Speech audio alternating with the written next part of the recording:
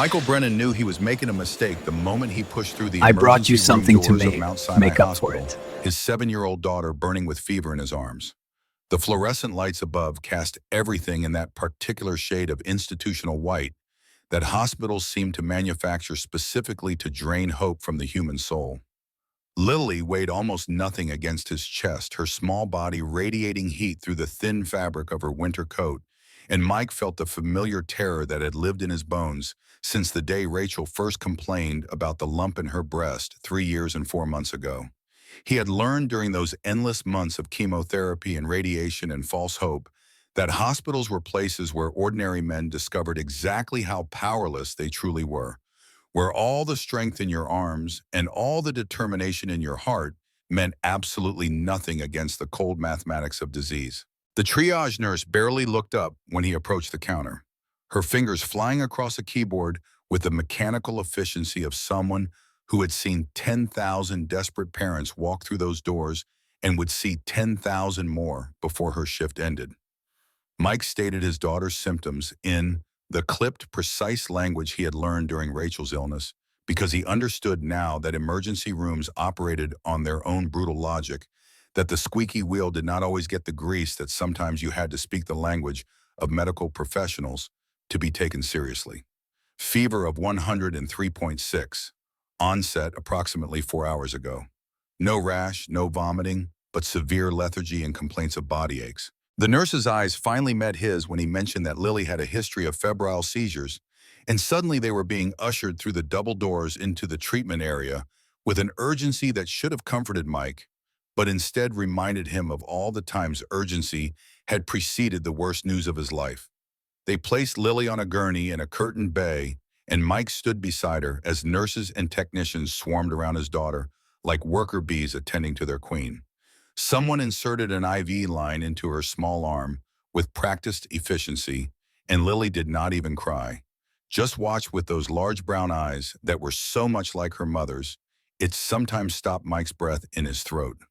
A doctor appeared young enough to be Mike's nephew, asking questions that Mike answered on autopilot while his mind raced through the calculations he could not stop himself from making. The date with Victoria Harrington was supposed to start in 45 minutes. Patricia had arranged everything, had spent weeks convincing Mike that he was ready, that 3 years was long enough to grieve that Lily needed a father who was alive instead of merely existing. He had finally agreed because Patricia had known Rachel had been her college roommate and closest friend, and when she looked at Mike with those eyes full of concern and said that Rachel would want this, he had not possessed the strength to argue. The young doctor was explaining something about viral infections and the importance of monitoring for the next few hours. But Mike had stopped listening because Lily was looking at him now with an expression that no 7-year-old should know how to make. It was the look of someone who had learned too young that the people she loved could disappear without warning, that fathers sometimes stayed up all night, crying in the kitchen, thinking their daughters were asleep, that happiness was not a guarantee, but a fragile gift that could shatter at any moment. Lily had spent the first 4 years of her life in a house full of laughter and love and the particular kind of chaos that comes from two parents who were still desperately in love with each other. She had spent the last 3 in a house where laughter had to be manufactured, where love was expressed through grilled cheese sandwiches and bedtime stories, and the constant, exhausting effort of a father trying to be enough when he knew in his heart he would never be. The doctor finished his explanation and moved on to the next patient, and Mike settled into the hard plastic chair beside Lily's gurney with the resignation of a man who had spent too many hours in too many hospitals. The clock on the wall read 6:23, which meant the date was supposed to begin in 37 minutes, which meant Patricia was probably already texting Victoria to explain that Mike might be running late, which meant that Victoria Harrington, whoever she was probably already regretting her decision to agree to this ridiculous blind date on Christmas Eve. Mike should call Patricia and cancel. That was what a responsible father would do. That was what any reasonable person would do when their child was lying in a hospital bed with an IV dripping fluids into her arm. But every time he reached for his phone, he thought about the conversation he had with his father last week, about the promise he had made to Rachel in those final hours, about the way Lily had looked at him this morning when he told her about the date and asked if she thought he should go. She had been eating cereal at the kitchen table, her feet swinging because they did not quite reach the floor. and she had set down her spoon with a seriousness that belonged to someone 3 times her age. Her answer had not been immediate, which told Mike she was really thinking about it, turning the question over in her mind, the way she turned over interesting rocks she found in the park. When she finally spoke, her voice was quiet but certain, and Mike had felt a wall inside him begin to crumble, one he had thought was already reduced to rubble. The words she said that morning echoed in his mind now, as he sat beside her hospital bed, watching the steady rise and fall of her chest beneath the thin blanket. She had told him that she remembered when he used to laugh, really laugh, not the fake laugh he did now when he was trying to make her feel better. She had told him that she missed the sound of it, that sometimes she tried to remember exactly what it sounded like, but she could not quite get it right in her head anymore. She had told him that Mrs. Patterson from next door said that everybody deserves to be happy, even dads, and she wanted to know if he thought that was true. Mike had not known what to say. He had stood there in their tiny kitchen with its peeling linoleum and its refrigerator that hummed too loud and its window that looked out on the brick wall of the building next door, and he had not been able to find words for his 7-year-old daughter because the truth was too complicated for someone her age, and the lies he usually told were insufficient for the gravity of her question. He had told her that he was happy, that she made him happy every single day, that being her father was the best thing that had ever happened to him. All of which was true. But Lily had looked at him with Rachel's eyes and shaken her head slowly, and Mike had understood that his daughter could see through him the same way her mother always could, that the Brennan women possessed some kind of X-ray vision that stripped away all the protective layers a man wrapped around himself and saw straight through to the trembling, terrified heart beneath. She had climbed down from her chair and walked over to him and wrapped her arms around his waist, pressing her face against his stomach, and when she spoke again, her voice was muffled by his shirt, but every word was clear. She had told him that she knew he was sad about Mommy, that she was sad about Mommy too, but that Mommy would not want them to be sad forever. She had told him that sometimes when she closed her eyes really tight and thought really hard, she could almost hear Mommy's voice, and Mommy always said the same thing. Be happy, baby. Be happy, Mike. We were so happy once. You can be happy again. Mike had not cried. He had learned during Rachel's illness to control that particular response, to save his tears for the shower or the pillow or the silent hours after Lily went to sleep. But his voice had been rough when he promised his daughter that he would try, that he would go on this date and give this woman a chance, that he would do his best to remember how to laugh for real again. Lily had smiled then, a smile so bright and so full of hope that it had almost made Mike believe his own words. And she had made him promise to tell her everything about the date when he got home, every single detail, so she could help him decide if the lady was good enough for their family. Now that same daughter lay in a hospital bed with a fever, and Mike was supposed to be meeting a stranger in a coffee shop in 32 minutes, and nothing about the situation made any kind of sense. He should cancel. Every logical part of his brain was screaming at him to pick up his phone and tell Patricia that the date was off, that family came first, that no woman in the world was worth abandoning his sick child on Christmas Eve. But there was another voice in his head, now quieter than the logical one, but somehow more insistent, and it sounded like his father's voice, gravelly from age and illness, but still carrying the authority of the man who had taught Mike everything he knew about being a man. The conversation had happened a week ago in the nursing home on Atlantic Avenue, where Thomas Brennan had been living since his Parkinson's made it impossible for him to manage on his own. Mike had been dreading the visit because he always dreaded visits now, not because he did not love his father, but because watching Thomas Brennan's slow decline was like watching a mountain crumble into the sea, one stone at a time. Thomas had been a construction worker for 40 years, had built half the brownstones in Brooklyn, with his own hands had taught Mike how to swing a hammer and read a blueprint and take pride in honest work. He had served 2 tours in Vietnam as an Army engineer, had seen things he never talked about, but that sometimes flickered behind his eyes when certain sounds or smells caught him off guard. He had been married to Mike's mother for 38 years before she passed from a stroke, had held her hand every day of those years, had loved her with a devotion that Mike had always aspired to, but never quite achieved. Now Thomas sat in a wheelchair in a room that smelled of antiseptic and resignation, his hands trembling with the disease that was slowly stealing his body from him, and still somehow managed to look at Mike with disappointment when Mike admitted that he was thinking about canceling the blind date. The nursing home had been decorated for Christmas in that half-hearted way that institutions always managed, with tinsel garlands sagging along the hallways and a fake tree in the common room that someone had clearly decorated without joy. Mike had wheeled his father to the window of his room, the one that looked out over a small courtyard where snow had accumulated in dirty drifts, and they had sat in silence for a long time before Thomas spoke. His father's voice was weaker now than it had been even a month ago, the Parkinson's affecting his vocal cords along with everything else. But the words still carried weight. Thomas had asked about Lily first the way he always did, and Mike had told him that she was good, that she was reading above her grade level, now that she had made the winter concert choir at school, that she had asked Santa for a telescope so she could see the stars that Mommy had become. That last part had caught in Mike's throat the same way it always caught when Lily said something that revealed how deeply her mother's death had affected her, how hard she worked to make sense of a loss that no 7-year-old should have to understand. Thomas had nodded slowly, his trembling hands folded in his lap, and had said nothing for so long that Mike thought perhaps he had fallen asleep with his eyes open, which happened sometimes now. But then Thomas had turned to look at Mike directly, and his eyes were clearer than they had been in months, and what he said next would stay with Mike for the rest of his life. He had started by asking about the date, about the woman Patricia had found, about whether Mike was really thinking of going through with it. Mike had admitted that he was not sure that it felt wrong, somehow that Rachel had only been gone 3 years, and the wound was still so raw that some mornings he woke up reaching for her side of the bed before he remembered. Thomas had listened without interrupting, the way good fathers listen, and when Mike finished talking, the silence stretched out between them, heavy with things unsaid. What Thomas finally said had nothing to do with Rachel or the date or the woman Patricia had arranged. Instead, he talked about Vietnam, about a night in the jungle near Khe Sanh that he had never discussed before in all the years Mike had known him.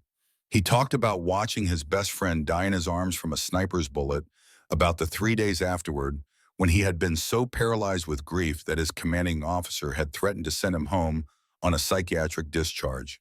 He talked about how he had wanted to die in those days, how he had walked point on patrols, hoping that a Viet Cong bullet would find him and end the pain that felt like it would never stop. And then he talked about the letter he received from Mike's mother, the woman who would become his wife, a letter that said simply, "Come home to me. I am waiting." Thomas's voice had cracked when he recounted how those 4 words had saved his life, how they had given him something to live for when everything else had been stripped away. He had served out his tour and come home and married Sarah and built a life that had meaning and purpose and love. He had watched his son grow into a man, had held his granddaughter in his arms, had experienced joy that the broken young soldier in the jungle could never have imagined. And all of it, every single moment of the life that followed, had been possible because someone was waiting for him, and he had been brave enough to walk toward her instead of away. Mike had felt tears threatening, then the kind he never allowed himself, and he had looked away from his father toward the gray sky outside the window.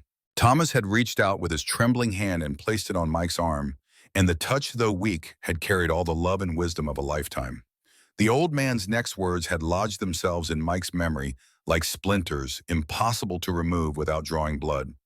Thomas had told him that a man does not die when his heart stops beating, that a man dies when he has nothing left worth living for. He had told Mike that Rachel had been his reason for living for 12 years, and that her death had nearly killed him too. Not the body, but the soul, which was the part that mattered anyway.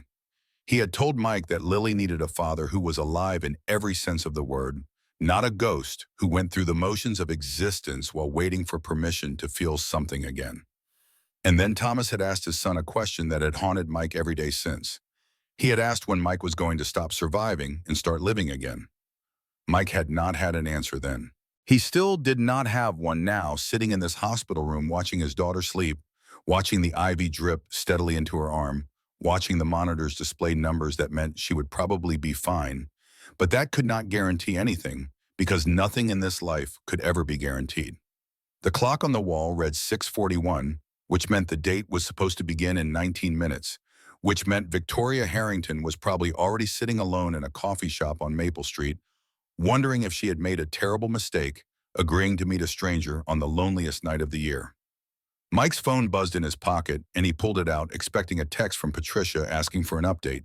Instead, it was a message from an unknown number, and when he opened it, he found a photograph of a woman sitting at a table in what appeared to be a small, warmly lit cafe.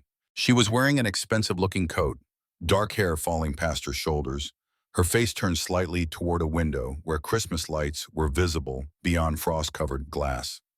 The message that accompanied the photo was from Patricia, who had apparently gotten a new phone, and it said simply, "She's already there. She seems nice. Don't screw this up, Brennan." Mike stared at the photograph for a long time. The woman in the picture looked nothing like Rachel, which was somehow both a relief and a source of guilt.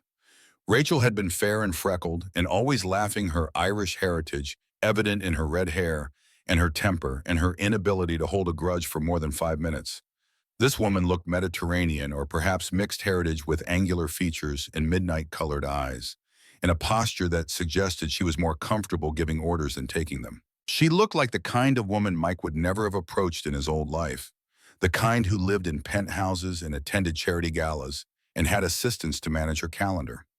She looked, in other words, like someone from a completely different world. And yet, there was something in the way she was looking out that window, something in the set of her shoulders, something in the slight downturn of her mouth that made Mike think perhaps she was not as different from him as she appeared. He knew loneliness when he saw it. He had become an expert on the subject over the past 3 years, had learned to recognize its various disguises and manifestations, had discovered that it looked the same whether it was wearing a plumber's work boots or designer heels. The woman in the photograph was lonely. Mike would have bet his life on it. Lily stirred on the bed beside him, her eyes fluttering open, and for a moment she looked confused the way she always did when she woke up somewhere unfamiliar. Then she saw Mike and relaxed, a small smile crossing her fever-flushed face, and she reached out her hand to find his. Her fingers were warm and small and trusting, and Mike felt his heart clench with the familiar mixture of love and terror that had defined his existence since the day she was born. Her voice came out raspy and weak when she spoke, but her words were clear. She asked if the date had started yet, if he had missed it because of her, if the lady was still waiting. Mike did not know how to answer because he did not know himself, so he told her that everything was fine, that she should rest, that the only thing that mattered right now was her getting better. But Lily shook her head against the pillow and her grip on his hand tightened, and she said something that changed everything. She told him that Mommy came to her in a dream while she was sleeping, that Mommy was wearing her favorite blue dress and her hair was long again, like it was before she got sick, and she was smiling the way she used to smile when Daddy made her laugh. She told him that Mommy said he needed to go, that there was someone waiting for him, that it was okay to be happy again. Because she was happy too, wherever she was watching over them both.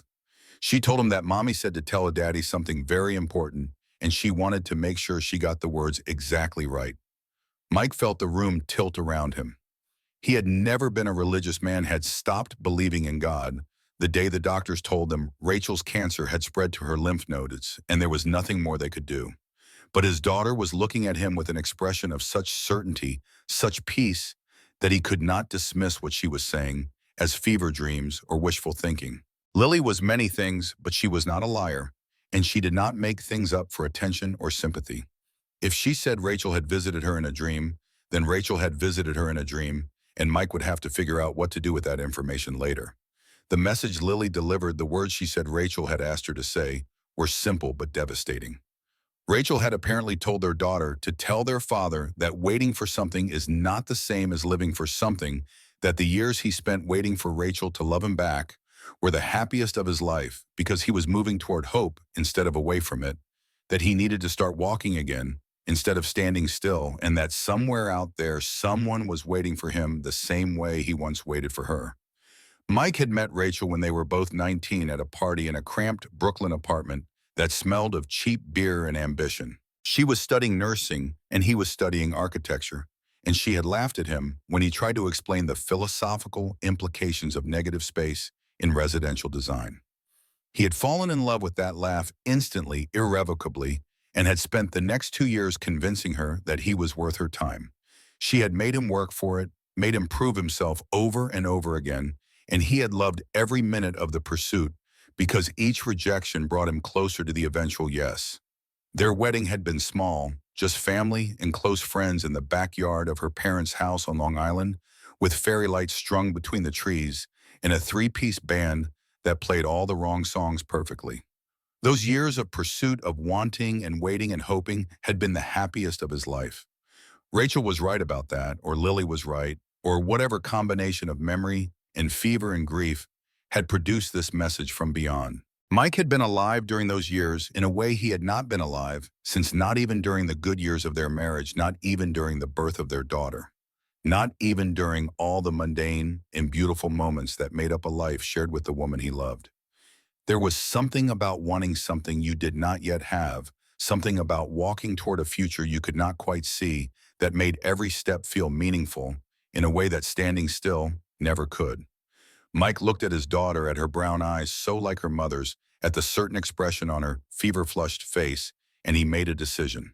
He stood up from the chair and leaned over to kiss her forehead, and he told her that he was going to find a nurse to stay with her for a little while, that he had somewhere he needed to be, that he would be back before she knew it. Lily smiled, the first real smile he had seen from her all day, and she squeezed his hand one more time before letting go. The words she said as he walked toward the curtain stayed with him as he found the nurse's station, as he explained the situation and arranged for someone to check on Lily every 15 minutes as he pulled on his damp jacket and headed for the exit. She had told him to be brave, that Mommy said brave was the most important thing, more important than being smart or strong or right. She had told him that being brave meant doing scary things even when you were scared, and that going on a date probably counted as a scary thing for Daddy, so he should be extra brave tonight. And then she had said one more thing, something that made Mike stop in his tracks and turn back to look at her one more time. She had told him that she hoped the lady was nice because Daddy deserved someone nice, and she was tired of watching him be sad all the time. Mike did not trust himself to respond. He simply nodded, raised his hand in a small wave, and pushed through the curtain into the chaos of the emergency room. The clock on the wall read 7:12 when he reached the exit, which meant the date should have started 12 minutes ago, which meant Victoria Harrington had been sitting alone in that coffee shop for at least that long, possibly longer if she had arrived early. Mike burst through the doors into the cold December air and immediately realized the flaw in his plan. His car was in the shop, had been for 3 days now, while he waited for the part to come in, which was why he had taken Lily to the hospital in a taxi. He could call another taxi now, but it was Christmas Eve, and the streets were K, and it would take at least 20 minutes to get one, possibly longer. So Mike did the only thing he could think of. He ran. The distance from Mount Sinai to Maple Street was approximately 2 miles, mostly downhill through streets that were crowded with holiday shoppers and families heading to dinners, and couples walking hand in hand under the Christmas lights.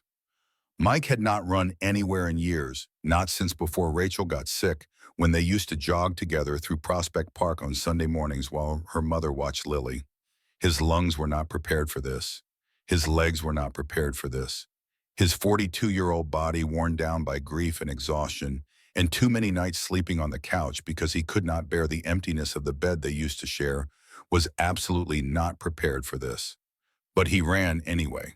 The cold air burned in his chest as he pushed through the crowds on Fifth Avenue, dodging tourists, taking photos of the Christmas decorations, and children pointing at the window displays, and an elderly couple walking so slowly they might as well have been standing still.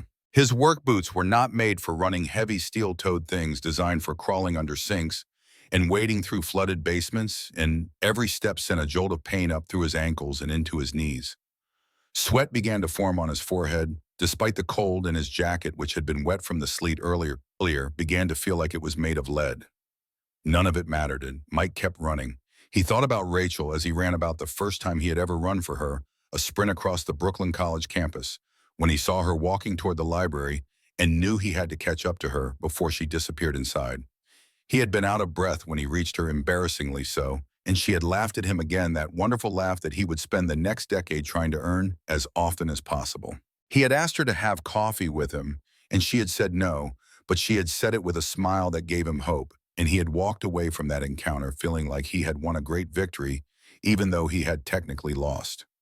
He thought about his father as he ran about the story Thomas had told him in the nursing home, about the young soldier in the jungle who had wanted to die, and the letter that had saved his life. Thomas was dying now, slowly but surely, the Parkinson's stealing his dignity, one tremor at a time. The doctors said he had maybe a year, possibly less, depending on complications. Mike had spent so many years taking his father for granted, assuming that the old man would always be there with his gruff advice and his calloused hands, and his stories about the war that never quite reached their endings. Now there was a clock counting down, and every visit felt like it might be the last, and Mike had still not managed to tell his father half the things he needed to say. He thought about Lily as he ran about the message she had delivered from Rachel, about the certainty in her voice when she told him to be brave. His daughter had carried burdens no 7-year-old should have to carry. She had watched her mother die by inches, had held her hand during the final days, when Rachel was more morphine than consciousness, had stood beside the grave in a black dress that made her look like a tiny ghost while adults sobbed around her. She had never complained, never asked why this had happened to her family, never demanded explanations that Mike could not have provided anyway. She had simply adjusted the way children do, folding the tragedy into herself and continuing to grow around it, like a tree grows around a wound. But the wounds were still there. Mike could see them in the way Lily sometimes stopped in the middle of playing, staring at nothing, lost in memories she was too young to articulate.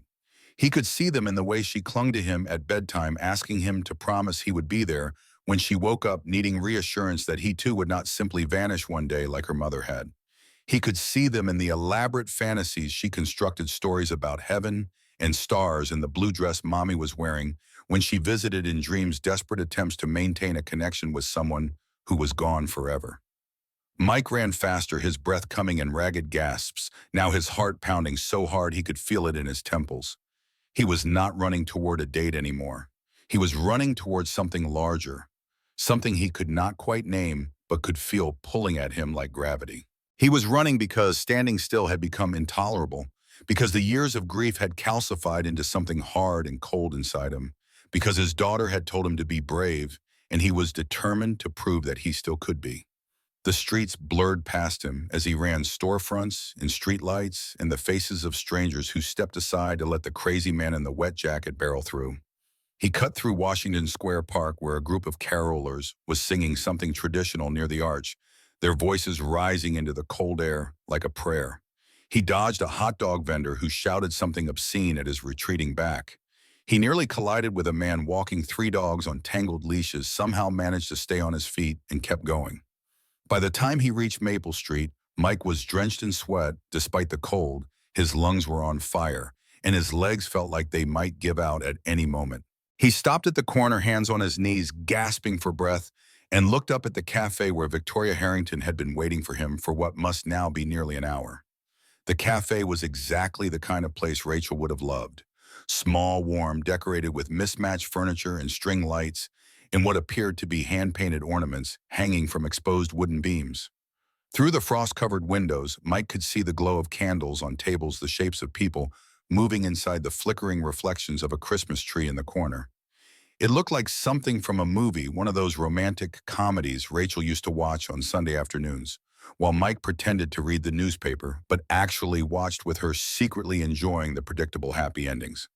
He was not ready for this. He was soaking wet, out of breath, dressed in work clothes that had been through a full day of plumbing emergencies before the trip to the hospital. His hair was plastered to his forehead, and he was probably sweating through his shirt, and he had no idea what he was supposed to say to the woman who had been sitting alone in there for almost an hour, waiting for a man who was clearly not worth waiting for.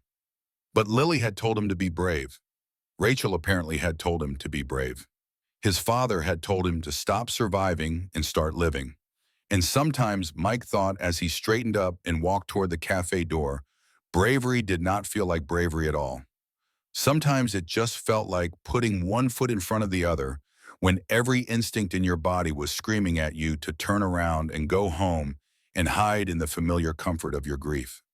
He pushed open the door and a small bell chimed overhead, and suddenly he was inside, dripping onto the hardwood floor, scanning the room for a woman he had never met. He saw her immediately. She was sitting at a table near the window, exactly where she had been in the photograph. Patricia sent her back straight, and her hands wrapped around a coffee cup that must have gone cold long ago. There was a second cup on the table untouched, and Mike realized with a start that she must have ordered for him.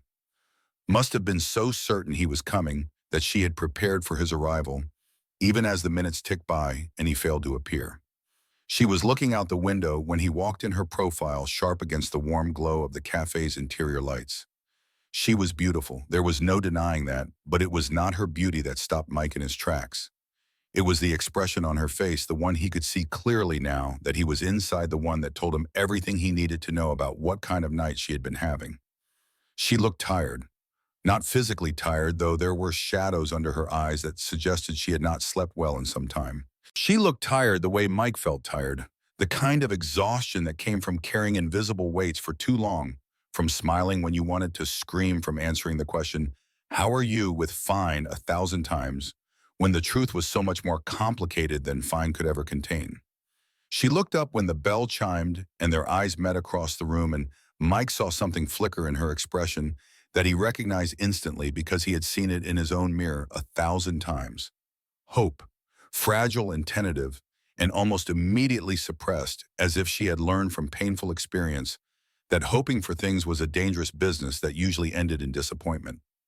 Mike crossed the room in quick strides, aware of the way other patrons were looking at him, at his wet clothes and his disheveled appearance, and the puddle he was leaving behind with every step.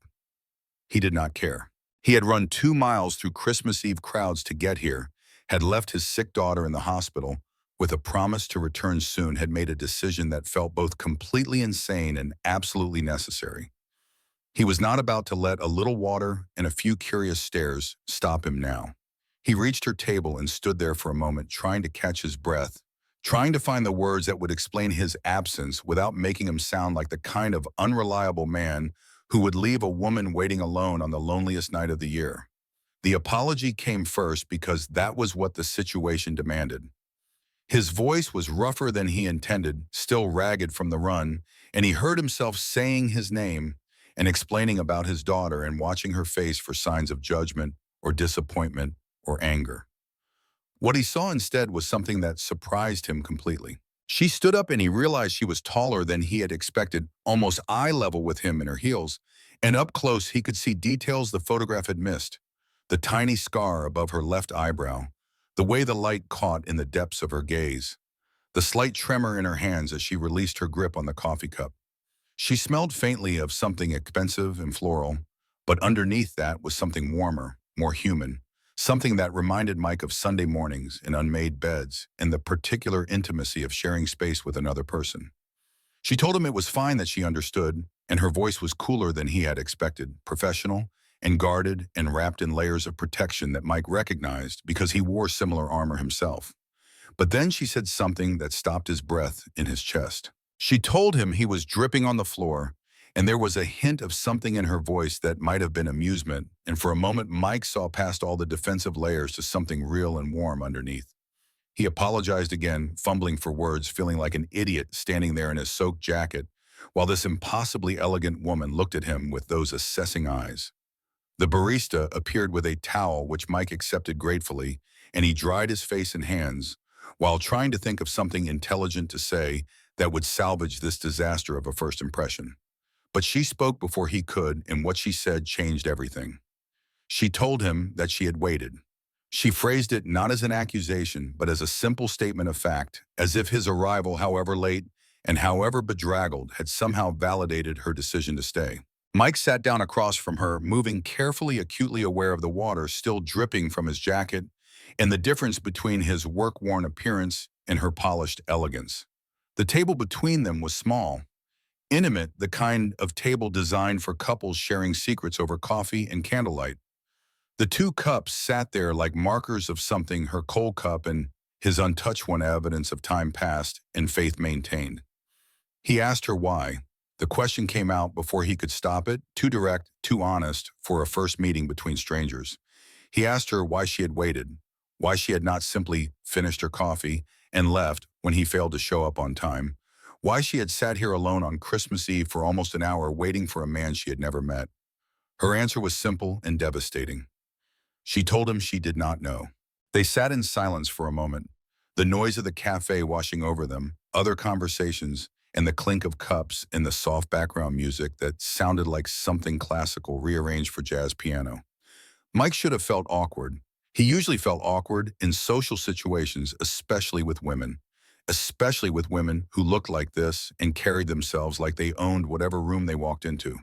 But somehow in this moment with this woman, the silence felt natural, comfortable even. The barista came by with a fresh cup of coffee for Mike, and he wrapped his hands around it gratefully, letting the warmth seep into his cold fingers. Victoria was watching him, he realized, studying him with an intensity that should have been unnerving, but instead felt almost clinical, as if she was trying to solve a puzzle and he was one of the pieces. She asked about his daughter, and Mike felt something loosen in his chest at the question. It was the right question, the kind of question that showed she had been listening, that she cared about the reason for his absence rather than just the fact of it. He told her about Lily, about the fever, about the hospital, and the IV, and the promise he had made to come back soon. He told her that Lily was the reason he was here at all, that his daughter had essentially ordered him to go on this date, that a 7-year-old girl had shown more wisdom about living than her father had managed to accumulate in 42 years. Victoria did not interrupt. She did not offer platitudes or empty reassurances.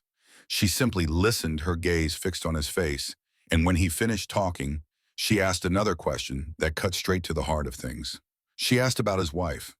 Mike had expected this question, had been dreading it since he agreed to the date, but somehow hearing it from Victoria felt different than he had imagined. There was no pity in her voice, no morbid curiosity, no sense that she was asking because it was socially required. She asked as if she genuinely wanted to know, as if understanding who Rachel had been was necessary for understanding who Mike was now. So he told her. He told her about meeting Rachel at that party in Brooklyn, about the 2 years he spent pursuing her, about the wedding in her parents' backyard and the fairy lights strung between the trees. He told her about the early years of their marriage when they were both still chasing their dreams. Rachel working nights at the hospital while she finished her nursing degree, Mike drafting house designs at the kitchen table of their tiny apartment, both of them too broke to afford furniture but too happy to care. He told her about the day they found out Rachel was pregnant, the joy and terror of it, the way they had held each other and cried and laughed at the same time because the future they had always wanted was suddenly impossibly real. And then he told her about the diagnosis, about the treatment, about the slow, relentless process of watching the woman he loved disappear one day at a time while he stood helpless beside her, unable to fix the one thing that mattered most. He did not realize tears were falling until Victoria reached across the table and placed her hand over his. The touch was light, barely there, but it grounded him in a way he had not expected. He looked down at her hand, at the manicured nails, in the elegant fingers, in the expensive rings, and then he looked up at her face and saw something there that made his breath catch. She was crying too. Silent tears, carefully controlled, trailing down her cheeks in thin silver lines that she made no move to wipe away. And in that moment, Mike understood that whatever else Victoria Harrington might be, whatever world she came from and whatever life she led, she was also someone who knew what it meant to lose something precious. He did not ask what she had lost. That was not his question to ask, not yet, maybe not ever. But he filed away the knowledge, tucked it into the growing collection of things he was learning about this woman who had waited almost an hour for a stranger to appear. They talked for a long time after that. The cafe filled and emptied around them, couples and families, and the occasional solitary customer seeking refuge from the cold, and Mike barely noticed any of them. He was too focused on the woman across from him, on the way she spoke and moved and thought, on the glimpses she offered of a life he could barely imagine. She had been married too, she told him, for 12 years to a man named Richard, who came from old money and older expectations. The marriage had ended 3 months ago, not with a bang, but with a whimper, with papers signed in a lawyer's office, and words spoken that could never be taken back. She did not go into details, and Mike did not press. He understood that some wounds were too fresh for sharing, that the stories we told about our failures needed time to settle into shapes we could live with. She ran a company she mentioned almost casually, and Mike nearly choked on his coffee when she named it. Harrington Industries was a name he knew had seen on buildings and in newspapers and on the backs of charitable donation boards at events he could never afford to attend. The woman sitting across from him, the one who had waited an hour for a blind date in a coffee shop that probably cost less than her monthly shoe budget, was worth billions. Literally billions with a B, the kind of money that Mike could not even conceptualize. And yet she was here, with him, in this tiny cafe on Maple Street, drinking cold coffee and crying over a stranger's dead wife. Mike wanted to ask why. Why she had agreed to this date in the first place. Why someone with her resources and her options was spending Christmas Eve with a plumber from Brooklyn instead of at some glamorous party surrounded by people from her own world. But the question felt presumptuous in any way. Victoria was asking him something now, something that required his full attention. She wanted to know if he was happy. The question caught him off guard. He had spent the past 3 years learning to deflect that question, to answer with pleasant lies that satisfied curious acquaintances and concerned friends. But Victoria was looking at him with those penetrating eyes that seemed to see straight through to the truth, and Mike found that he could not lie to her. He told her no. He told her that happiness had become a foreign country, one he remembered visiting once but no longer knew how to find on any map. He told her about the nights he lay awake in the bed he used to share with Rachel, about the mornings he forced himself to smile for Lily, even when smiling felt like lifting a weight he was no longer strong enough to carry. He told her about his father's question, the one Thomas had asked him in the nursing home about when he was going to stop surviving and start living. He told her he did not know the answer. Victoria was quiet for a long moment after he finished speaking. The cafe had grown emptier now, the evening crowd giving way to the late-night stragglers who had nowhere better to be on Christmas Eve. Somewhere in the background, the music had shifted to something slower, sadder, a piano melody that seemed to match the mood of their conversation. When Victoria spoke again, her voice was different, softer, somehow less guarded. She told him that she understood that she had spent the past 3 months asking herself the same question, that all the success and money and power she had accumulated meant nothing when she came home to an empty penthouse and a silence so complete it felt like drowning. She told him that she had almost said no to this date, that she had 1,000 reasons to refuse professional obligations and personal reservations, and the simple fact that blind dates were for people who had not given up on the idea of connection, which she was no longer certain she qualified as. She told him that Patricia had worn her down with persistence and carefully deployed guilt, and that she had finally agreed mostly just to make her friends stop asking. But then she told him something that made Mike's heart do something strange in his chest. She told him that she was glad she had said yes. That sitting here, talking to him, watching him struggle to articulate things that most people spent their whole lives avoiding, she felt something she had not felt in longer than she could remember. She felt real. Mike did not know what to say to that. He had spent the past 3 years feeling like a ghost, going through the motions of a life that no longer belonged to him, and the idea that someone could look at him and see something authentic was almost too much to process. His phone buzzed in his pocket, breaking the spell. He pulled it out, expecting another message from Patricia, but instead it was a call from an unknown number with a hospital prefix. His heart lurched into his throat as he answered, every parent's worst nightmare flashing through his mind in the split second before the voice on the other end spoke. It was Lily. The nurse had let her use the phone, she explained, because she wanted to check on Daddy, because she was worried that he was worried about her. Her voice was still a little raspy from the fever, but stronger than it had been when he left, and Mike felt some of the tension drain out of his shoulders as he listened to her chatter about the nice nurse who had brought her apple juice and the funny cartoon that was playing on the TV in her room. Then she asked the question Mike had been dreading. She asked if the lady was nice. Mike looked across the table at Victoria, at this woman who had waited an hour for a stranger and cried over his dead wife, and admitted that she felt real for the first time in months. Victoria was watching him with an expression he could not quite read, something between curiosity and caution, and he found himself saying the truth before he could think of a more diplomatic response. He told Lily that yes, the lady was very nice. Victoria's eyebrows rose slightly, and something warm and surprise flickered across her features before she could suppress it.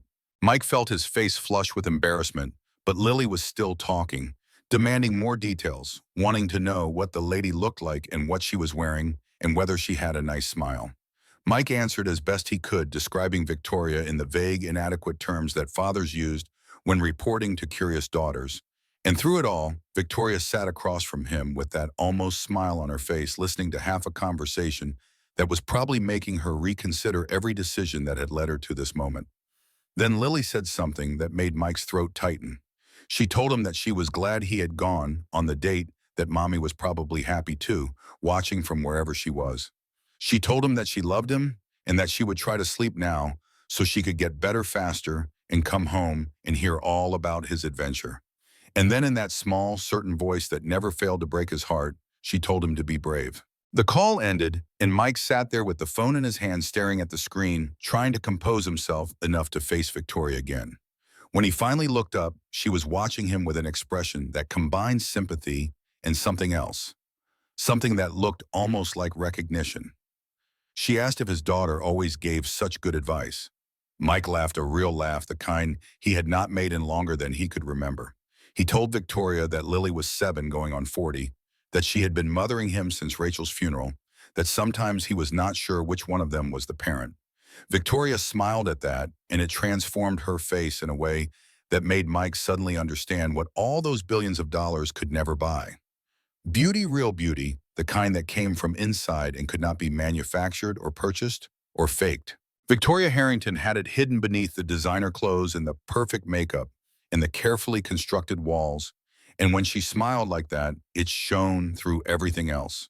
The moment stretched between them, charged with something Mike did not have a name for. Then his phone buzzed again, a text this time from Patricia. The message was brief and characteristically blunt. It's 10:47, the cafe closes at 11. Either ask her to dinner or come home before Lily calls again. Mike glanced at the time and realized with a shock that nearly 3 hours had passed since he had stumbled through the cafe door, soaking wet and gasping for breath. 3 hours of conversation that had felt like 3 minutes, that had covered more emotional ground than most people covered in 3 months of dating. The cafe was nearly empty, now just a few stragglers lingering over their cups, and the barista was starting to stack chairs on tables with the pointed efficiency of someone who wanted to close up and go home to their own Christmas Eve. He looked at Victoria, this woman who had upended all his expectations and somehow gotten him to talk about things he never discussed with anyone, and he made a decision. He told her that he should go, that Lily was waiting, that he had already been gone longer than he had promised. The words came out flat and practical, the voice of the responsible father he was supposed to be, even though every other part of him was screaming that this was wrong, that he was about to walk away from something important, that opportunities like this did not come around twice in a single lifetime. Victoria nodded, her expression shifting back to something more guarded, more protected. She understood, she said. She had her own things to attend to. It had been nice meeting him.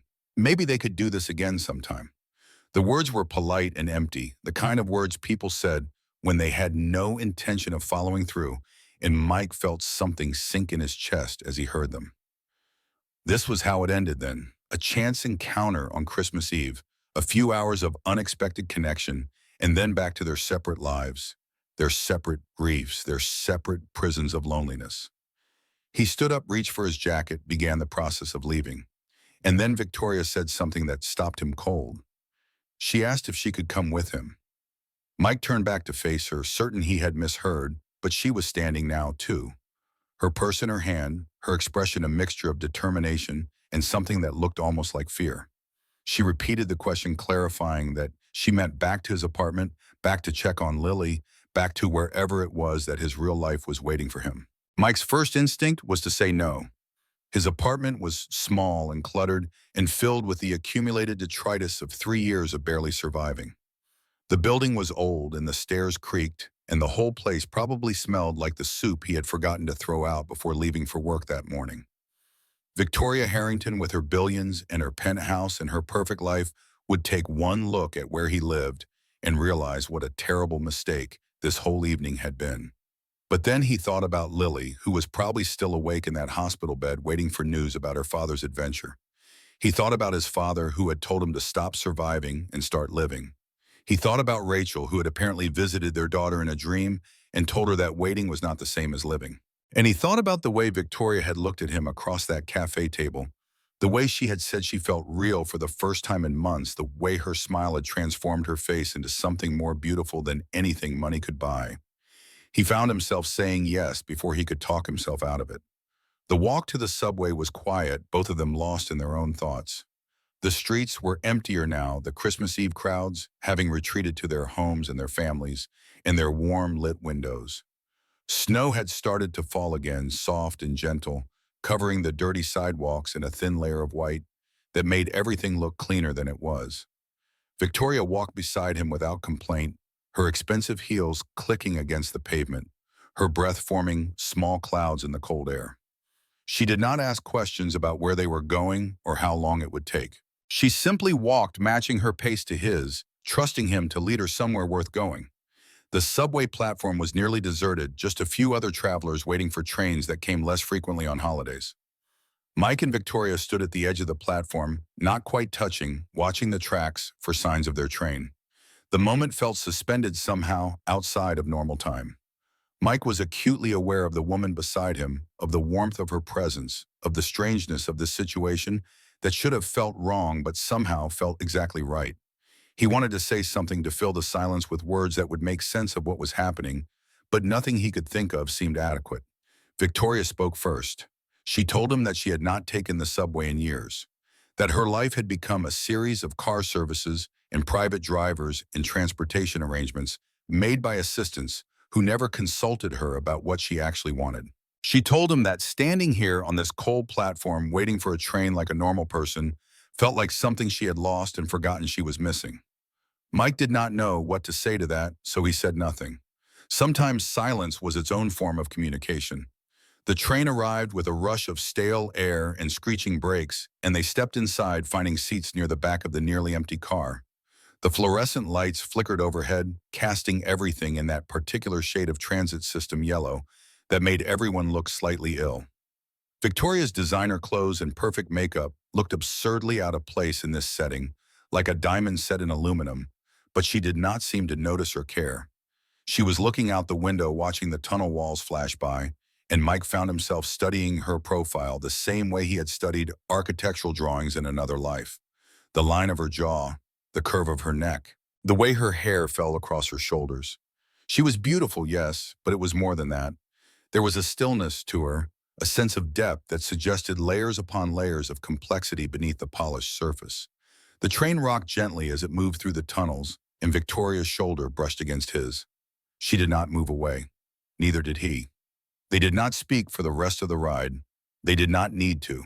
The apartment building looked even shabbier than usual when they arrived, the holiday lights from the neighboring buildings only serving to highlight how bare and sad Mike's building appeared in comparison. The stairwell smelled of cooking oil and old carpet, and the steps creaked ominously as they climbed to the second floor. Mike found himself apologizing as they walked, pointing out the flaws before Victoria could notice them herself, as if preemptive self-deprecation could somehow soften the blow of reality. Victoria told him to stop. Her voice was firm, but not unkind, and when Mike turned to look at her, she was shaking her head slightly, something like exasperation in her expression. She told him that she had grown up in a building not much different from this one in a neighborhood in Boston that no longer existed except in the memories of people who had been priced out by gentrification. She told him that her father had been a mailman and her mother had cleaned houses, and that the penthouse and the billions and the designer clothes were all things she had earned through work and luck and a few ruthless decisions she was not entirely proud of. She told him that she did not judge people by where they lived, that her ex-husband had lived in a mansion and been the emptiest person she had ever known. That home was about more than square footage and property values. Mike did not know how to respond to this, so he simply unlocked his apartment door and stepped aside to let her in. The apartment was exactly as he had left it that morning, which meant it was a disaster. Lily's toys were scattered across the living room floor. Dishes from breakfast sat unwashed in the kitchen sink. The Christmas tree, a small artificial thing they had decorated together the previous weekend, leaned slightly to one side due to a broken stand that Mike kept meaning to fix. But the hospital bed was empty because Lily was still at Mount Sinai, and suddenly the apartment felt not just messy, but hollow, a reminder of everything Mike had almost lost tonight and everything he was terrified of losing in the future. Victoria did not comment on the mess. She walked into the apartment, slowly looking around with an expression that Mike could not quite read. She stopped in front of the Christmas tree, studying the ornaments, most of which had been made by Lily at school or at home with Mike's clumsy assistance. Construction paper stars, popsicle stick reindeer, a clay handprint from when Lily was 3 painted gold and strung with ribbon. She reached out and touched one of the ornaments, a paper snowflake that Lily had cut out last week, her small tongue sticking out in concentration as she tried to make it perfect. Victoria's fingers were gentle, careful, as if she was touching something precious and fragile. When she turned back to Mike, her eyes were bright with unshed tears. She told him it was beautiful. Mike looked around at the cluttered apartment, the sagging tree, the general chaos of a life that had long since spiraled beyond his control. He did not see beauty. He saw failure, exhaustion, the accumulated evidence of 3 years of barely holding on. But Victoria was looking at him with an expression that made him reconsider his assessment. She told him that the first year after her divorce, she had hired a designer to decorate her penthouse for Christmas. Professional lights, coordinated ornaments, a tree that could have been in a magazine. It had cost more than most people made in a year, and it had been the loneliest Christmas of her life. She had stood in the middle of all that carefully curated perfection and felt nothing but empty. This, she said, gesturing at his shabby tree with its homemade decorations. This was what home was supposed to look like. Imperfect, messy, loved. Mike felt something give way inside him, some defensive barrier he had constructed so long ago he had forgotten it was there. He wanted to argue with her, to point out that she was romanticizing poverty, that there was nothing beautiful about struggling to make ends meet while raising a child alone. But the words would not come because part of him knew she was right, that the love poured into every crooked ornament and lopsided decoration was worth more than all the professional designers in the world could create. His phone rang, breaking the moment. The hospital again, and Mike answered with his heart in his throat. But the news was good. Lily's fever had broken completely, and the doctors were ready to discharge her. Mike could come pick her up whenever he was ready. Relief flooded through him so intense it made his knees weak. He ended the call and turned to Victoria, already forming the apology he knew he needed to make, the explanation that their evening was over, that he had to go get his daughter and bring her home. Victoria was already putting on her coat. She told him she would come with him. Mike opened his mouth to protest, to explain that the hospital was no place for a first date, that Lily might be confused or upset by the presence of a stranger, that this was moving too fast, and they should probably slow down and think about what they were doing. But Victoria was already at the door, looking back at him with those eyes that seemed to see straight through every excuse he could construct. She told him that she wanted to meet the girl who had given such excellent advice about being brave. And Mike, who had spent the past 3 years building walls and making excuses and avoiding anything that might crack open the careful numbness he had constructed around his heart, found that he could not argue with that. They took a taxi to the hospital because it was faster than the subway, and Mike was suddenly desperate to see his daughter, to hold her in his arms and confirm with his own senses that she was okay. The city passed by outside the windows, Christmas lights, enclosed shops, and the occasional group of revelers making their way from one celebration to another. Victoria sat beside him in the back seat, close enough that he could feel the warmth of her presence, far enough that they were not quite touching. She was looking out the window, her face reflected in the glass, and Mike found himself wondering what she was thinking, what had brought her to this moment, what she saw when she looked at the life he was about to show her. The hospital was quieter now than it had been when Mike left the emergency room, having settled into the late-night lull that preceded the inevitable influx of holiday-related injuries and illnesses. Mike navigated the hallways with the familiarity of someone who had spent too much time in places like this, leading Victoria through the maze of corridors until they reached the pediatric wing. Lily was sitting up in bed when they arrived, looking tired but alert, a children's book open in her lap. She looked up when the curtain moved, her face lighting up when she saw Mike, and then her expression shifted to something more complex when she noticed the woman standing behind him. Mike crossed to his daughter and gathered her in his arms, holding her tight, breathing in the hospital smell of her hair and the underlying sweetness that was purely Lily. She wrapped her arms around his neck and held on, and for a moment the world narrowed to just the two of them, father and daughter, the only family each other had left. Then Lily pulled back and looked over Mike's shoulder at Victoria, who was standing at the edge of the curtained area, looking uncertain for the first time all evening. Lily's voice was small, but clear when she asked if this was the lady from the date. Mike nodded, not trusting his voice. Lily studied Victoria with the serious intensity that children brought to important assessments, taking in the expensive coat and the perfect hair and the nervous expression. Then she smiled, a genuine smile that lit up her whole face, and she said something that made Mike's heart stop. She told Victoria that she was pretty, and then she asked if Victoria knew how to make hot chocolate because Daddy always burned the milk. Victoria laughed, a real laugh that illuminated her features, and she told Lily that she did know how to make hot chocolate, that it was actually one of her few domestic skills, and that she would be happy to demonstrate when they got home. And just like that, the two most important women Mike had met in his adult life found common ground over Coco.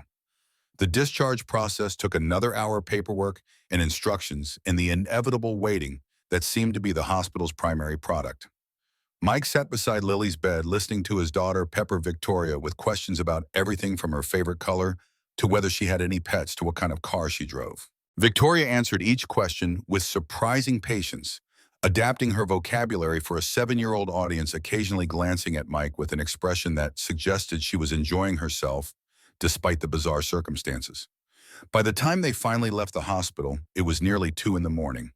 Lily was wrapped in a blanket Mike had brought from home, drowsy from exhaustion and medication, but insisting that she was not tired, that she wanted to stay up and hear about Daddy's adventure. Victoria carried Lily's discharge papers in the small bag of belongings Mike had packed in his panic-fueled departure hours earlier. They walked out into the cold night together, a strange little family that had somehow assembled itself in the space of a single Christmas Eve. The taxi ride home was quiet. Lily fell asleep against Mike's shoulder within minutes, her small body warm and heavy with unconsciousness. Victoria sat on Mike's other side, and at some point during the ride, her hand found his in the darkness between them. Neither of them acknowledged it. Neither of them let go. The apartment felt different when they returned, less empty, less hollow. Mike carried Lily to her bedroom and tucked her in, adjusting the blankets and kissing her forehead and whispering promises that everything was going to be okay. When he came back to the living room, Victoria was standing by the window, looking out at the city lights, her coat still on. She turned when she heard him, and for a moment they simply looked at each other across the small space of his cluttered living room. She told him that she should go, that she had imposed enough for one evening, that he needed sleep and she needed to figure out what any of this meant. Mike should have agreed. It was late and they were both exhausted, and the rational thing to do was say goodnight and promise to call each other tomorrow and retreat to their separate lives to process everything that had happened. But Mike was tired of being rational. He was tired of building walls and making excuses and choosing the safe path that led nowhere. His daughter had told him to be brave, and his dead wife had apparently sent the same message, and his dying father had asked him when he was going to stop surviving and start living. So instead of agreeing, Mike crossed the room to where Victoria stood and took her hands in his. He told her that he did not know what this was or what it meant or where it was going. He told her that his life was complicated and messy and probably not what she was looking for. He told her that he was still grieving and might always be grieving, that Rachel would always be a part of him, that Lily would always be his first priority. But he also told her that tonight had been the first time in 3 years he had felt something other than numb. That talking to her had reminded him what connection felt like. That watching her with his daughter had stirred something in his chest that he had believed was beyond revival. He told her that he did not want her to leave. Victoria was quiet for a long moment, her hands warm in his, her gaze searching his face for something he hoped she would find. Then she leaned forward and pressed her lips to his cheek, a kiss so soft and brief it might have been imagined. She told him that she did not want to leave either. They did not talk after that. Victoria took off her coat and folded it over the back of a chair.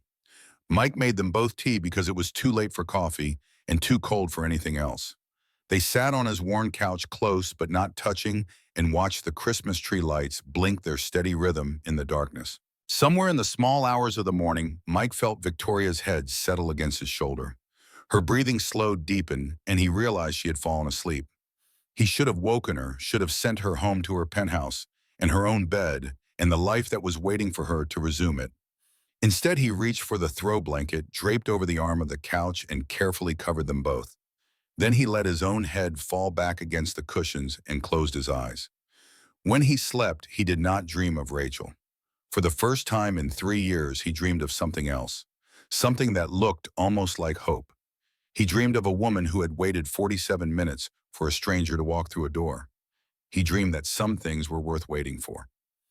The morning came slowly filtering through the gaps in the blinds with the particular quality of winter light that suggested snow on the ground and more on the way. Mike woke in stages, first aware of warmth, then of weight against his shoulder, then of the stiffness in his neck, from sleeping upright on the couch.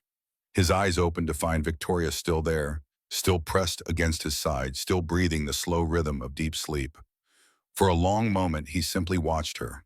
In sleep, all the careful defenses she wore like armor had fallen away. Her face was relaxed, younger somehow, the lines of tension around her eyes and mouth smoothed into something softer.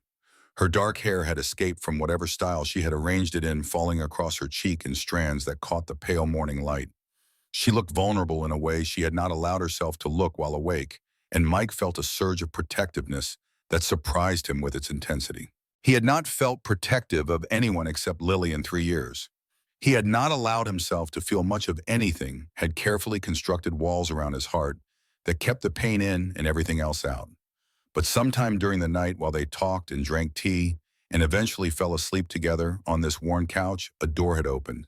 A possibility had emerged. Victoria stirred her eyelids fluttering and Mike watched her return to consciousness in real time. The moment of confusion when she did not immediately recognize her surroundings. The quick tensing of her body as awareness returned. The slight widening of her eyes when she realized where she was and who she was pressed against. And then, unexpectedly, a smile. She told him good morning in a voice rough with sleep, and the words felt impossibly intimate, more intimate than the night of conversation, more intimate than falling asleep together. There was something about hearing someone's first words of the day that created a connection Mike had not experienced since Rachel. He told her good morning back, and then they simply looked at each other in the pale winter light, two people on the edge of something neither of them had planned. The moment was broken by the sound of small feet padding across the hallway floor. Lily appeared in the doorway to the living room, rubbing her eyes with one hand and clutching her stuffed rabbit with the other. She was wearing the pajamas Mike had laid out for her the night before, pink flannel with cartoon clouds, and her hair stood up in approximately 17 different directions. She stopped when she saw Victoria on the couch, her expression shifting through several emotions too quickly for Mike to track. Then she smiled a smile so like Rachel's it made Mike's chest ache, and she asked if this meant they were having a sleepover. Victoria laughed that real laugh Mike was beginning to catalog as one of his favorite sounds, and she told Lily that yes, she supposed it did mean that. She asked if Lily was feeling better, if the fever was gone, if she had slept okay in her own bed. Lily nodded to each question, but her attention was clearly elsewhere. She walked across the room with the deliberate purpose of a child on a mission and stopped directly in front of Victoria, studying her with an intensity that would have been unsettling from anyone over 4 feet tall. Then she asked Victoria if she knew how to make pancakes. Mike started to say that they had talked about hot chocolate last night, not pancakes, but Victoria was already standing up, already smoothing down her rumpled designer clothes, already asking Lily to show her where they kept the flour. The next hour was chaos of the best kind.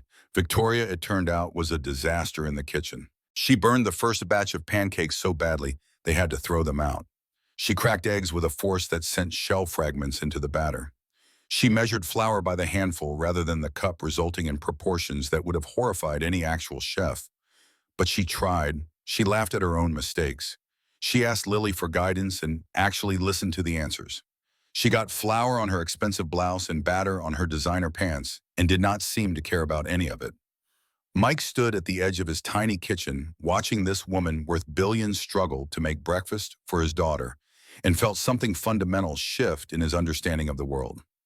He had expected Victoria to be different in the light of day. He had expected the connection they had felt last night to fade with the arrival of morning and the intrusion of reality. He had expected her to look around at his cramped apartment and his simple life and realize that whatever she had felt was temporary, a moment of vulnerability that did not translate into anything lasting. Instead, she was standing at his stove, fighting with his ancient spatula, asking his daughter whether she preferred her pancakes shaped like circles or like blobs that were trying to be circles. Lily chose blobs. She always chose the imperfect option, the one with character, the one that told a story. They ate breakfast together at the small table by the window, the one that only had 3 chairs because Mike had never seen the need for a fourth. The pancakes were terrible, simultaneously undercooked in the middle and burned on the edges, but everyone ate them and pronounced them delicious because that was what you did when someone had tried their best. Lily did most of the talking, filling Victoria in on crucial information about her life. Her favorite teacher at school, the boy who had pulled her hairs last week and then cried when she told the principal the telescope she wanted Santa to bring, even though Daddy said it was too expensive. The exact shade of purple she wanted her room painted if she ever got to pick a color. Victoria listened to all of it with a focus that Mike recognized from their conversation the night before. She was not simply waiting for her turn to speak. She was genuinely interested, genuinely engaged, genuinely present in a way that most adults forgot how to be around children. When breakfast was finished and the dishes were piled in the sink, Lily asked if Victoria wanted to see her room. It was not really a question. Lily was already pulling Victoria by the hand toward the hallway, chattering about her collection of rocks from the park and the drawings she had made, and the special box where she kept things that reminded her of Mommy. Mike stayed behind in the kitchen, starting on the dishes, giving them privacy to continue whatever bond they were building. Through the thin walls of the apartment, he could hear Lily's voice rising and falling, punctuated occasionally by Victoria's lower tones. He heard Lily laugh at something, heard the creak of bed springs that meant someone was sitting on the bed, heard the particular quality of silence that came when someone was being shown something precious and taking it seriously. The dishes were clean and drying on the rack by the time Victoria emerged from Lily's room. She walked into the kitchen slowly, her expression complicated, and Mike saw that her eyes glistened with emotion. He did not ask what had happened. He did not need to. He knew what was in that special box, the one where Lily kept things that reminded her of Mommy. Rachel's wedding ring, which Mike had given Lily after the funeral, because it seemed like the right thing to do. A photo from the hospital the day Lily was born, Rachel exhausted but radiant, holding her newborn daughter, like the most precious thing in the world. A small bottle of the perfume Rachel used to wear, saved for those days when Lily needed to remember what her mother smelled like. Victoria came to stand beside him at the sink, close enough that their shoulders almost touched. She did not say anything for a long moment, just stood there looking out the small window at the brick wall of the building next door. Then she told him that Lily had asked her a question, one that had almost broken her heart. Mike waited, knowing that whatever came next would be important. Victoria said that Lily had asked if she was going to be Daddy's new friend, like the kind of friend who stays. The words hung in the air between them, too heavy to ignore, too significant to address casually. Mike turned to face Victoria, and she turned to face him, and they stood there in his tiny kitchen, with the morning light streaming through the window and the sounds of Lily playing in her room filtering down the hall. He told her that he did not know what he was doing, that none of this was planned, that he had not expected to feel anything last night, had not expected to bring her home, had not expected to wake up with her still there and want her to stay. Victoria told him that she did not know what she was doing either, that her life had been carefully controlled and meticulously planned for so long that spontaneity felt almost transgressive, that she had walked into that cafe last night with no expectations and somehow walked out with something that felt like possibility. They stood there, not quite touching the distance between them, charged with potential. Then Victoria reached out and straightened the collar of his shirt, a gesture so small and domestic it felt like a promise. She told him that she had to go, that she had meetings and obligations and a life that was probably already generating concerned messages from various assistants and associates, that she could not simply disappear on Christmas Day without consequences. Mike nodded, understanding, trying to prepare himself for the moment when she would walk out the door and back into her real world, the world of penthouses and billions and problems he could not even imagine. But Victoria was not finished. She told him that she wanted to see him again, tonight if possible. She wanted to cook him dinner, or attempt to cook, since her skills clearly needed work. She wanted to meet his father because Lily had told her about the nursing home and the visits and the things Thomas had said about living versus surviving. She wanted to understand the life she had stumbled into if he would let her. Mike should have said no, should have explained that this was moving too fast, that they barely knew each other, that whatever connection they had felt could not possibly survive the transition from one magical night to the reality of daily existence. Instead, he heard himself saying yes. Victoria smiled, that genuine smile without armor, and then she leaned in and kissed him. Not on the cheek this time, on the mouth, soft and brief and devastating. When she pulled back, her eyes were shining. She told him she would see him tonight. Then she gathered her coat and her purse and walked out the door, leaving Mike standing in his kitchen with his heart pounding and his world fundamentally altered. Lily appeared in the doorway a moment later, watching Victoria's departure with the satisfied expression of someone whose plan had come together perfectly. She asked if Daddy had a nice time on his date. Mike looked at his daughter, at this small person who had inherited her mother's wisdom and her father's stubbornness, and somehow combined them into something entirely her own. He thought about everything that had happened in the past 12 hours, the hospital and the cafe and the run through snowy streets and the woman who had waited 47 minutes for a stranger to appear. He told Lily that, yes, he had had a very nice time on his date. Lily nodded, apparently satisfied with this answer. Then she asked what they were doing today, if Victoria was coming back, if maybe they could go visit Grandpa Thomas and tell him about Daddy's adventure. Mike pulled his daughter into his arms and held her close, breathing in the scent of her hair and the warmth of her small body. He told her that all of those things sounded wonderful. He told her that he was the luckiest father in the world to have a daughter like her. He told her that Mommy would be very proud of how brave she had been. Lily pulled back and looked at him with Rachel's eyes. She told him that Mommy was proud of him too. She could tell. She could feel it. Mike did not know if that was true. He did not know if Rachel's spirit was watching over them from some other plane, if her visit in Lily's dream had been real or imagined, if any of the things his daughter believed about heaven and stars and the blue dress were anything more than a child's way of coping with unbearable loss. But in that moment, holding his daughter in his arms with the memory of Victoria's kiss still warm on his lips and the possibility of a future stretching out before him for the first time in 3 years, he chose to believe. He chose to believe that Rachel would want him to be happy. He chose to believe that his father was right about living versus surviving. He chose to believe that waiting for something was not the same as living for something and that it was time to start moving forward again. The days that followed Christmas moved with a rhythm Mike had forgotten existed. He woke each morning to find Victoria beside him, her dark hair spread across the pillow, her breathing slow and steady in the early light. Sometimes Lily would appear in the doorway watching them with an expression that combined curiosity and satisfaction, as if her plan had worked out exactly as she had intended. The apartment that had felt hollow for 3 years began to fill with sounds and smells, and the particular kind of chaos that came from 3 people learning to share a space designed for 1.5. Victoria proved to be spectacularly bad at domestic tasks.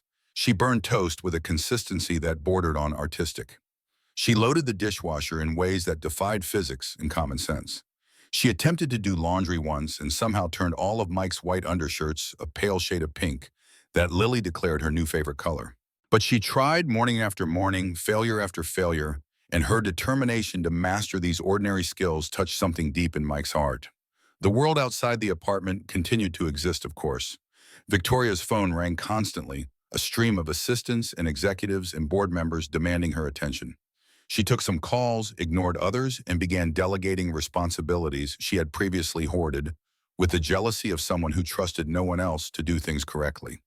Mike watched her navigate this transition, watched her push back against the gravitational pull of her old life, and felt both admiration and concern in equal measure. His own world made its demands as well. The plumbing emergencies of Brooklyn did not pause for romance, and Mike found himself returning to work 3 days after Christmas, crawling under sinks and wrestling with corroded pipes while his mind wandered to the woman waiting for him at home. He had started thinking of the apartment that way again, as home rather than merely the place where he slept. The distinction mattered more than he could articulate. Lily adapted to Victoria's presence with the flexibility that children possessed and adults envied. She asked questions constantly, wanting to know everything about this new person who had appeared in their lives. What was Victoria's favorite color? Whether she had any siblings? What she had wanted to be when she grew up? Whether she believed in Santa Claus? Victoria answered each question with the seriousness it deserved, never condescending, never dismissing Lily's curiosity as childish or unimportant.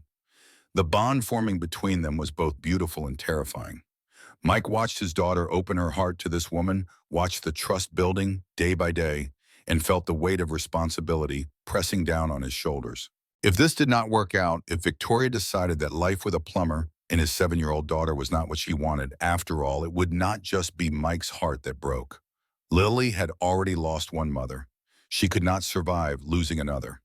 But Victoria showed no signs of leaving. She had moved some clothes into Mike's closet, had established a toothbrush in the bathroom, had begun buying groceries without being asked because she noticed when they were running low on milk or bread or Lily's favorite cereal. She was nesting, Mike realized, creating a place for herself in their lives with the same determination she had probably used to build her business empire. New Year's Eve arrived with freezing rain and the promise of a fresh start. They Stayed in that night, the three of them watching the ball drop on television while Lily fought to keep her eyes open past midnight. When the countdown reached 0 and the fireworks exploded across the screen, Victoria kissed Mike with a tenderness that made his eyes sting. Lily, who had lost her battle with sleep approximately 20 minutes earlier, missed the whole thing. They carried her to bed together, one on each side, and then returned to the living room to toast the new year with cheap champagne and humble promises about the future. The first week of January brought a return to routine. Lily went back to school, her teachers commenting on how happy she seemed, how much more engaged in class. Mike went back to work, his coworkers asking questions about the mysterious woman who kept calling his cell phone during lunch breaks. Victoria went back to her office, though she left later and returned earlier than she apparently had before, and the penthouse she still technically owned sat empty, gathering dust. But routine also brought complications. The call came on a Tuesday afternoon while Mike was elbow deep in a clogged drain in a brownstone on Atlantic Avenue. His phone buzzed in his pocket and he ignored it, assuming it was Victoria checking in about dinner plans. When it buzzed again 30 seconds later, and then again, he pulled off his work gloves and fished it out, frowning at the screen. Patricia, 3 missed calls in 2 minutes. He called her back immediately, his heart rate accelerating, with the particular panic of someone who had learned that urgent phone calls rarely brought good news. Patricia's voice was tense when she answered, clipped and professional, in a way that told Mike she was controlling strong emotions. She told him that Victoria was at the hospital, that there had been some kind of incident at her office, that she was physically fine, but Mike should probably come as soon as possible. The drive to Mount Sinai felt endless, though it could not have taken more than 20 minutes. Mike's mind raced through possibilities, each worse than the last. An accident, an attack, some medical emergency that Victoria had been hiding. By the time he burst through the emergency room doors for the second time in 2 weeks, he had convinced himself of at least a dozen catastrophic scenarios. He found Victoria in a private room on the 3rd floor, sitting up in bed with a bandage on her forehead and an expression that combined fury and exhaustion. Patricia was there along with a man in an expensive suit who Mike assumed was some kind of lawyer, and 2 uniformed police officers taking notes. Victoria's face transformed when she saw Mike. The professional mask she had been wearing cracked, and underneath, he saw fear and relief in something that looked like shame.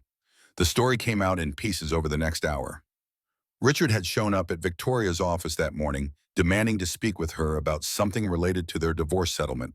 When Victoria refused to see him, insisting that all communication go through their respective attorneys, Richard had forced his way past her assistant and into her private office. The confrontation that followed had been brief but violent. Richard had grabbed Victoria's arm hard enough to leave. Bruises had shoved her against her desk, hard enough to cut her forehead on the corner, had screamed accusations and threats until security arrived to drag him away. Mike listened to all of this with a cold rage building in his chest that he had not felt since the day the doctors told him there was nothing more they could do for Rachel. He had learned during those months of helplessness that anger was useless, that railing against the unfairness of the universe accomplished nothing except exhausting the person doing the railing. But this was different. This was not cancer or fate or the cruel randomness of existence. This was a man, a specific man with a name and a face and an address who had hurt someone Mike loved. The police finished taking their statement and left with promises to follow up. The lawyer departed with instructions and reassurances. Patricia excused herself to make phone calls and coordinate the media response that would inevitably be required. And then it was just Mike and Victoria alone in the sterile hospital room, the weight of what had happened pressing down on both of them. Victoria would not meet his eyes. She sat there on the hospital bed looking smaller than he had ever seen her, the bandage on her forehead, a stark white accusation against her dark hair. Her hands were trembling slightly, a detail she was clearly trying to hide by gripping the blanket.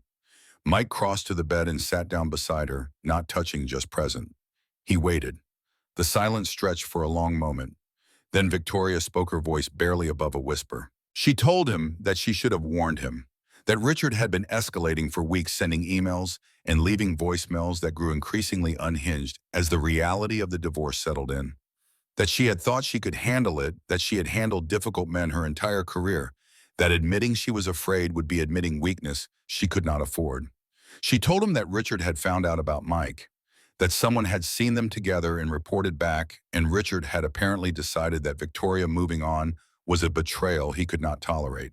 The things he had screamed in her office before security arrived had been about Mike, about how Victoria was degrading herself with a common laborer, about how she would regret choosing poverty over pedigree, about how he would make sure everyone knew what kind of woman she really was.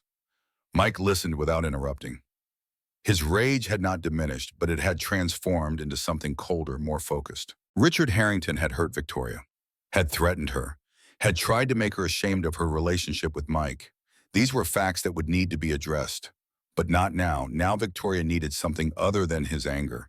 He reached out and took her hand, the one that had been trembling, and held it between both of his. He told her that none of this was her fault, that she had nothing to apologize for, that Richard was a violent man who had made violent choices, and the responsibility for those choices belonged to him alone. Victoria's eyes finally met his, and he saw tears there that she was fighting to hold back.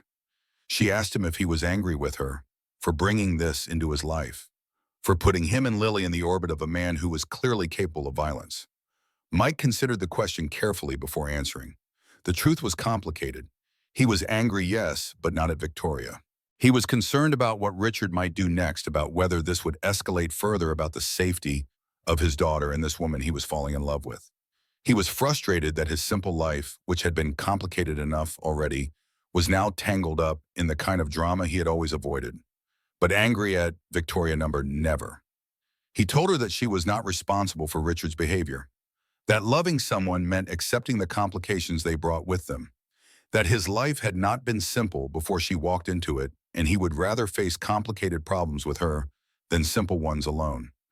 Victoria's composure finally broke.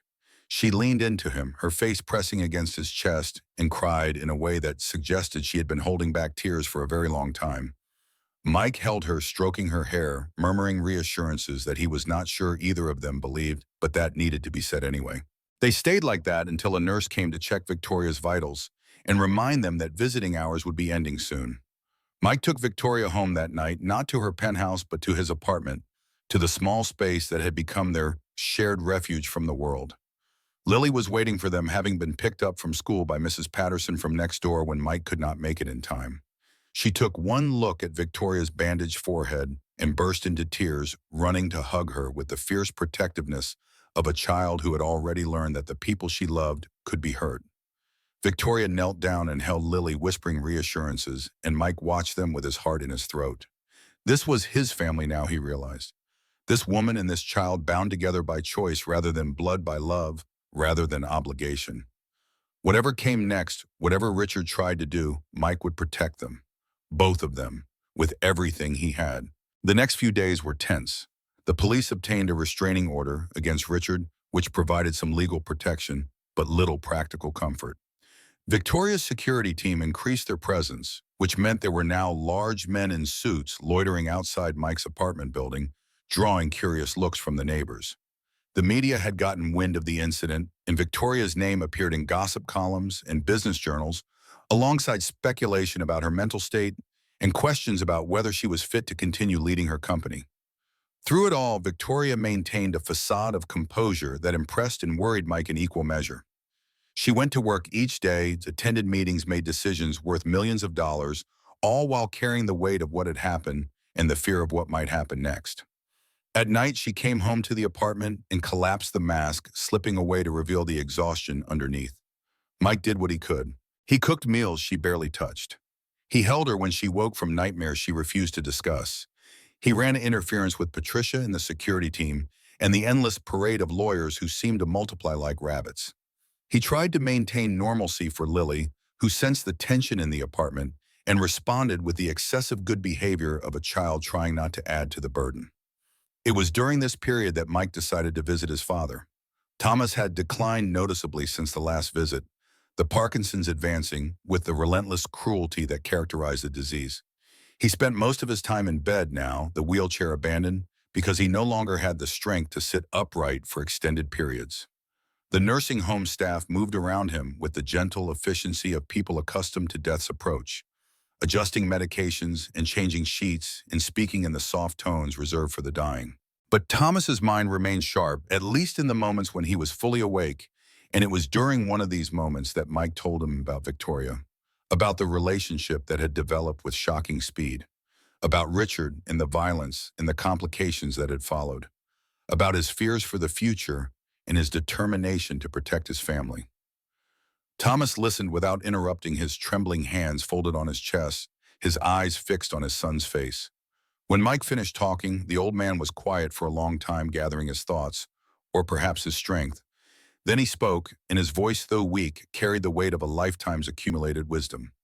He told Mike that love was never simple, that the stories people told about romance, the fairy tales in the movies, and the songs on the radio were lies designed to make people feel better about the messiness of real relationships. He told Mike about his own marriage, about the years when he and Sarah had fought so bitterly that he had sometimes wondered if they would survive.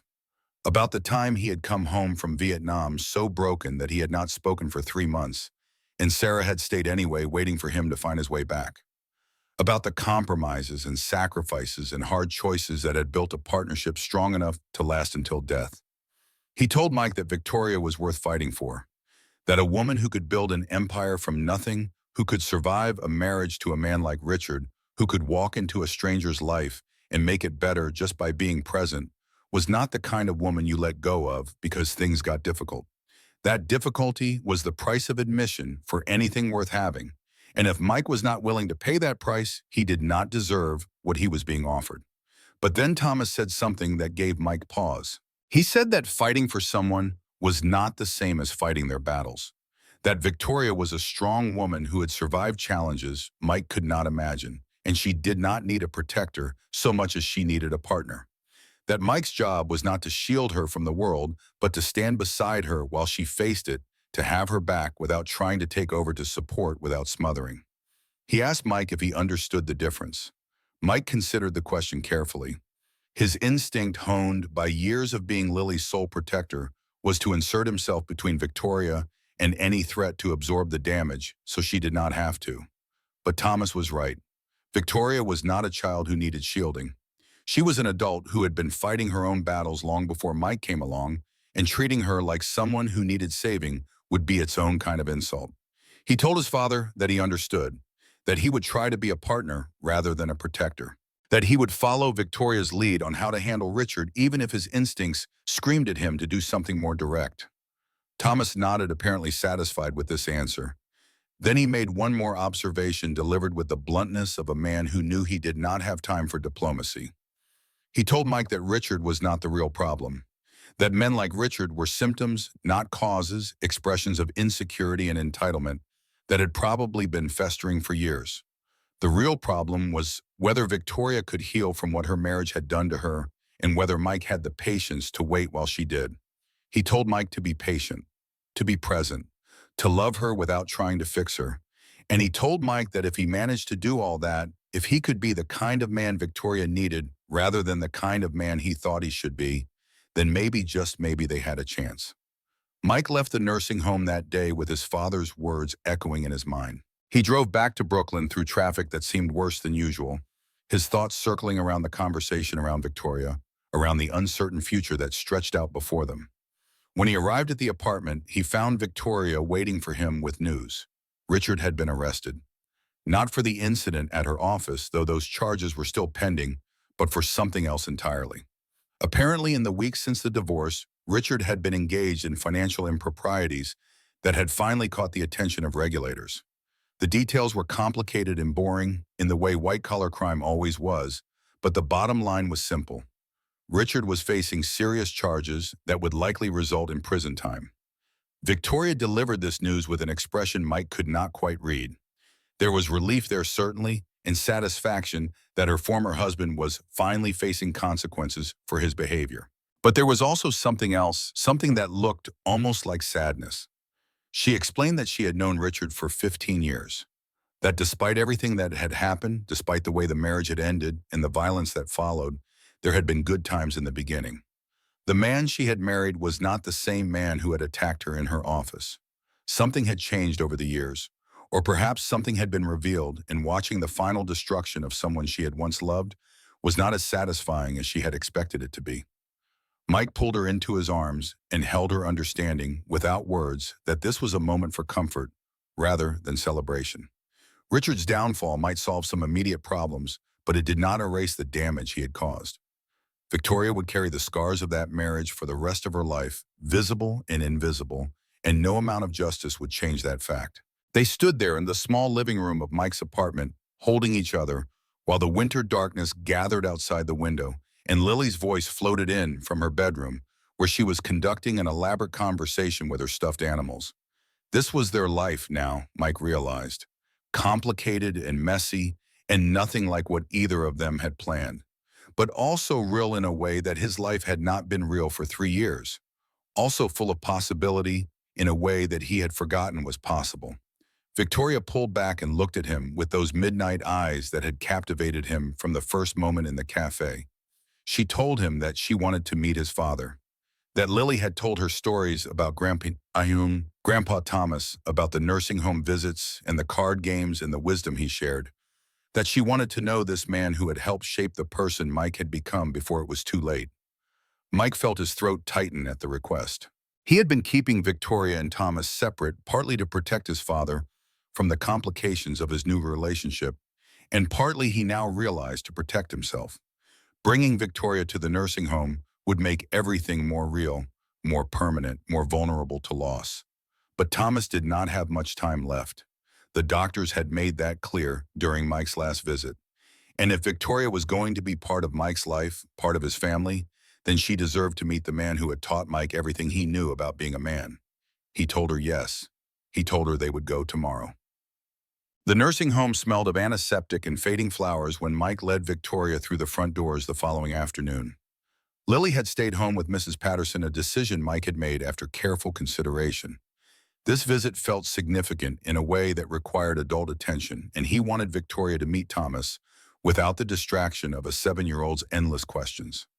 Victoria walked beside him through the hallways with the measured steps of someone approaching something important. She had dressed simply for the occasion, dark slacks and a cream sweater. Her hair pulled back in a way that made her look younger and more vulnerable than her usual boardroom armor allowed. Mike noticed that her hands were trembling slightly, a detail she was trying to hide by keeping them clasped in front of her. Thomas was awake when they entered his room, propped up against pillows in the hospital bed that had become his permanent home. His eyes, clouded by age and illness, sharpened when he saw Mike, and then moved to Victoria with an intensity that belied his physical frailty. The old man said nothing for a long moment, simply studying this woman his son had brought to meet him, taking her measure with the same careful attention he had once applied to blueprints and building plans. Victoria crossed to the bed without waiting for an introduction. She pulled a chair close and sat down, placing herself at Thomas's eye level, and when she spoke, her voice was steady, despite the trembling Mike had noticed in her hands. She told Thomas that she had heard a great deal about him, that Lily talked about her grandfather constantly, about the card games and the stories and the advice he gave, that Mike had told her about the conversation in this very room, about the question Thomas had asked regarding survival versus living, that those words had meant something to her, had helped her understand the man Mike was trying to become. Thomas listened without interrupting, his trembling hands folded on his chest. When Victoria finished speaking, he was quiet for so long that Mike began to worry he had fallen asleep. But then the old man's mouth curved into something that might have been a smile. His voice came out rough and weak, barely above a whisper, but his words were clear. He told Victoria that his son had described her as beautiful and complicated and worth the trouble. He told her that he could see the beautiful part for himself and that the complicated part was written in the careful way she held herself, the armor she wore, even in a dying man's room. He told her that the worth the trouble part was not something he could judge from a single meeting, but that he was inclined to trust his son's assessment. Then Thomas asked Victoria a question that made her breath catch audibly. He asked her if she loved his son. The room went silent. Mike felt his heart pounding in his chest, felt the weight of the moment pressing down on all of them. This was not a question for casual conversation. This was Thomas using what remained of his strength to extract the truth from someone who had become important to his family. Victoria did not hesitate. She looked Thomas directly in the eyes and said yes. She said that she had not expected to, that she had walked into that cafe on Christmas Eve, expecting nothing more than an awkward evening with a stranger. She said that somewhere between the waiting and the arrival and the chaos that followed, something had shifted inside her, something that felt like coming home after a very long journey. She said that she did not know if she was good enough for Mike, if she could be what he and Lily needed, but she knew that she wanted to try. That wanting to try felt like the most honest thing she had experienced in years. Thomas nodded slowly, apparently satisfied with this answer. Then he turned his attention to Mike, and his next words landed with unexpected weight. He told Mike that he was proud of him, that watching his son navigate the loss of Rachel, watching him raise Lily alone, watching him slowly find his way back to the living, had been the privilege of his final years. He told Mike that Rachel would have liked, Victoria would have appreciated her strength and her stubbornness, and the way she refused to let life defeat her. He told Mike that it was okay to move forward, that moving forward was not the same as leaving behind, that the human heart had room for more than one great love. Mike felt moisture on his cheeks, but made no move to wipe it away. His father was saying goodbye. They all knew it. The words Thomas was speaking had the weight of final things, the careful selection of someone who understood that time was running out. Thomas reached out with a trembling hand and Mike took it, feeling the fragile bones beneath the paper-thin skin. The old man squeezed with what little strength he had left. His last coherent words to his son were simple but devastating. He told Mike to build something beautiful. Not just houses, though, that too, but a life, a family, a legacy of love that would outlast them all. Then Thomas closed his eyes, exhausted from the effort of speech, and Mike and Victoria sat with him in silence as the winter light faded outside the window. Over the following weeks, Victoria became a regular presence at the nursing home. She would visit Thomas with Mike on weekends, sometimes bringing Lily along to play cards with her grandfather and show him her latest drawings. On weekday afternoons, she would slip away from the office and sit with Thomas alone, holding his trembling hand while he drifted in and out of sleep, telling him stories about her childhood in Boston, or listening to fragments of his memories from Vietnam and the construction sites of Brooklyn. Mike did not know what they talked about during those private visits, but he noticed changes in both of them. Thomas seemed more peaceful, more settled, as if Victoria's presence had given him permission to let go of worries he had been carrying. And Victoria too seemed different, softer, somehow less defended, as if loving a dying old man had opened something in her that her marriage to Richard had tried to seal shut. The doctor said Thomas had maybe a month left.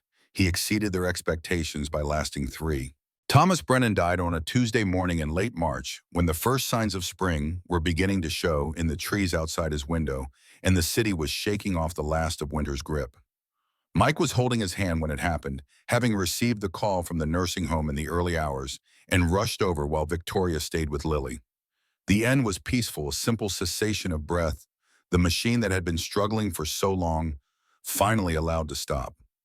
Mike sat with his father's body for a long time, after not ready to leave, not ready to face the world that would continue spinning despite this loss. He thought about all the conversations they had never finished, all the things he had meant to say but kept putting off because there was always tomorrow, always next week, always more time. There was never more time. That was the lesson death taught over and over to anyone foolish enough to forget.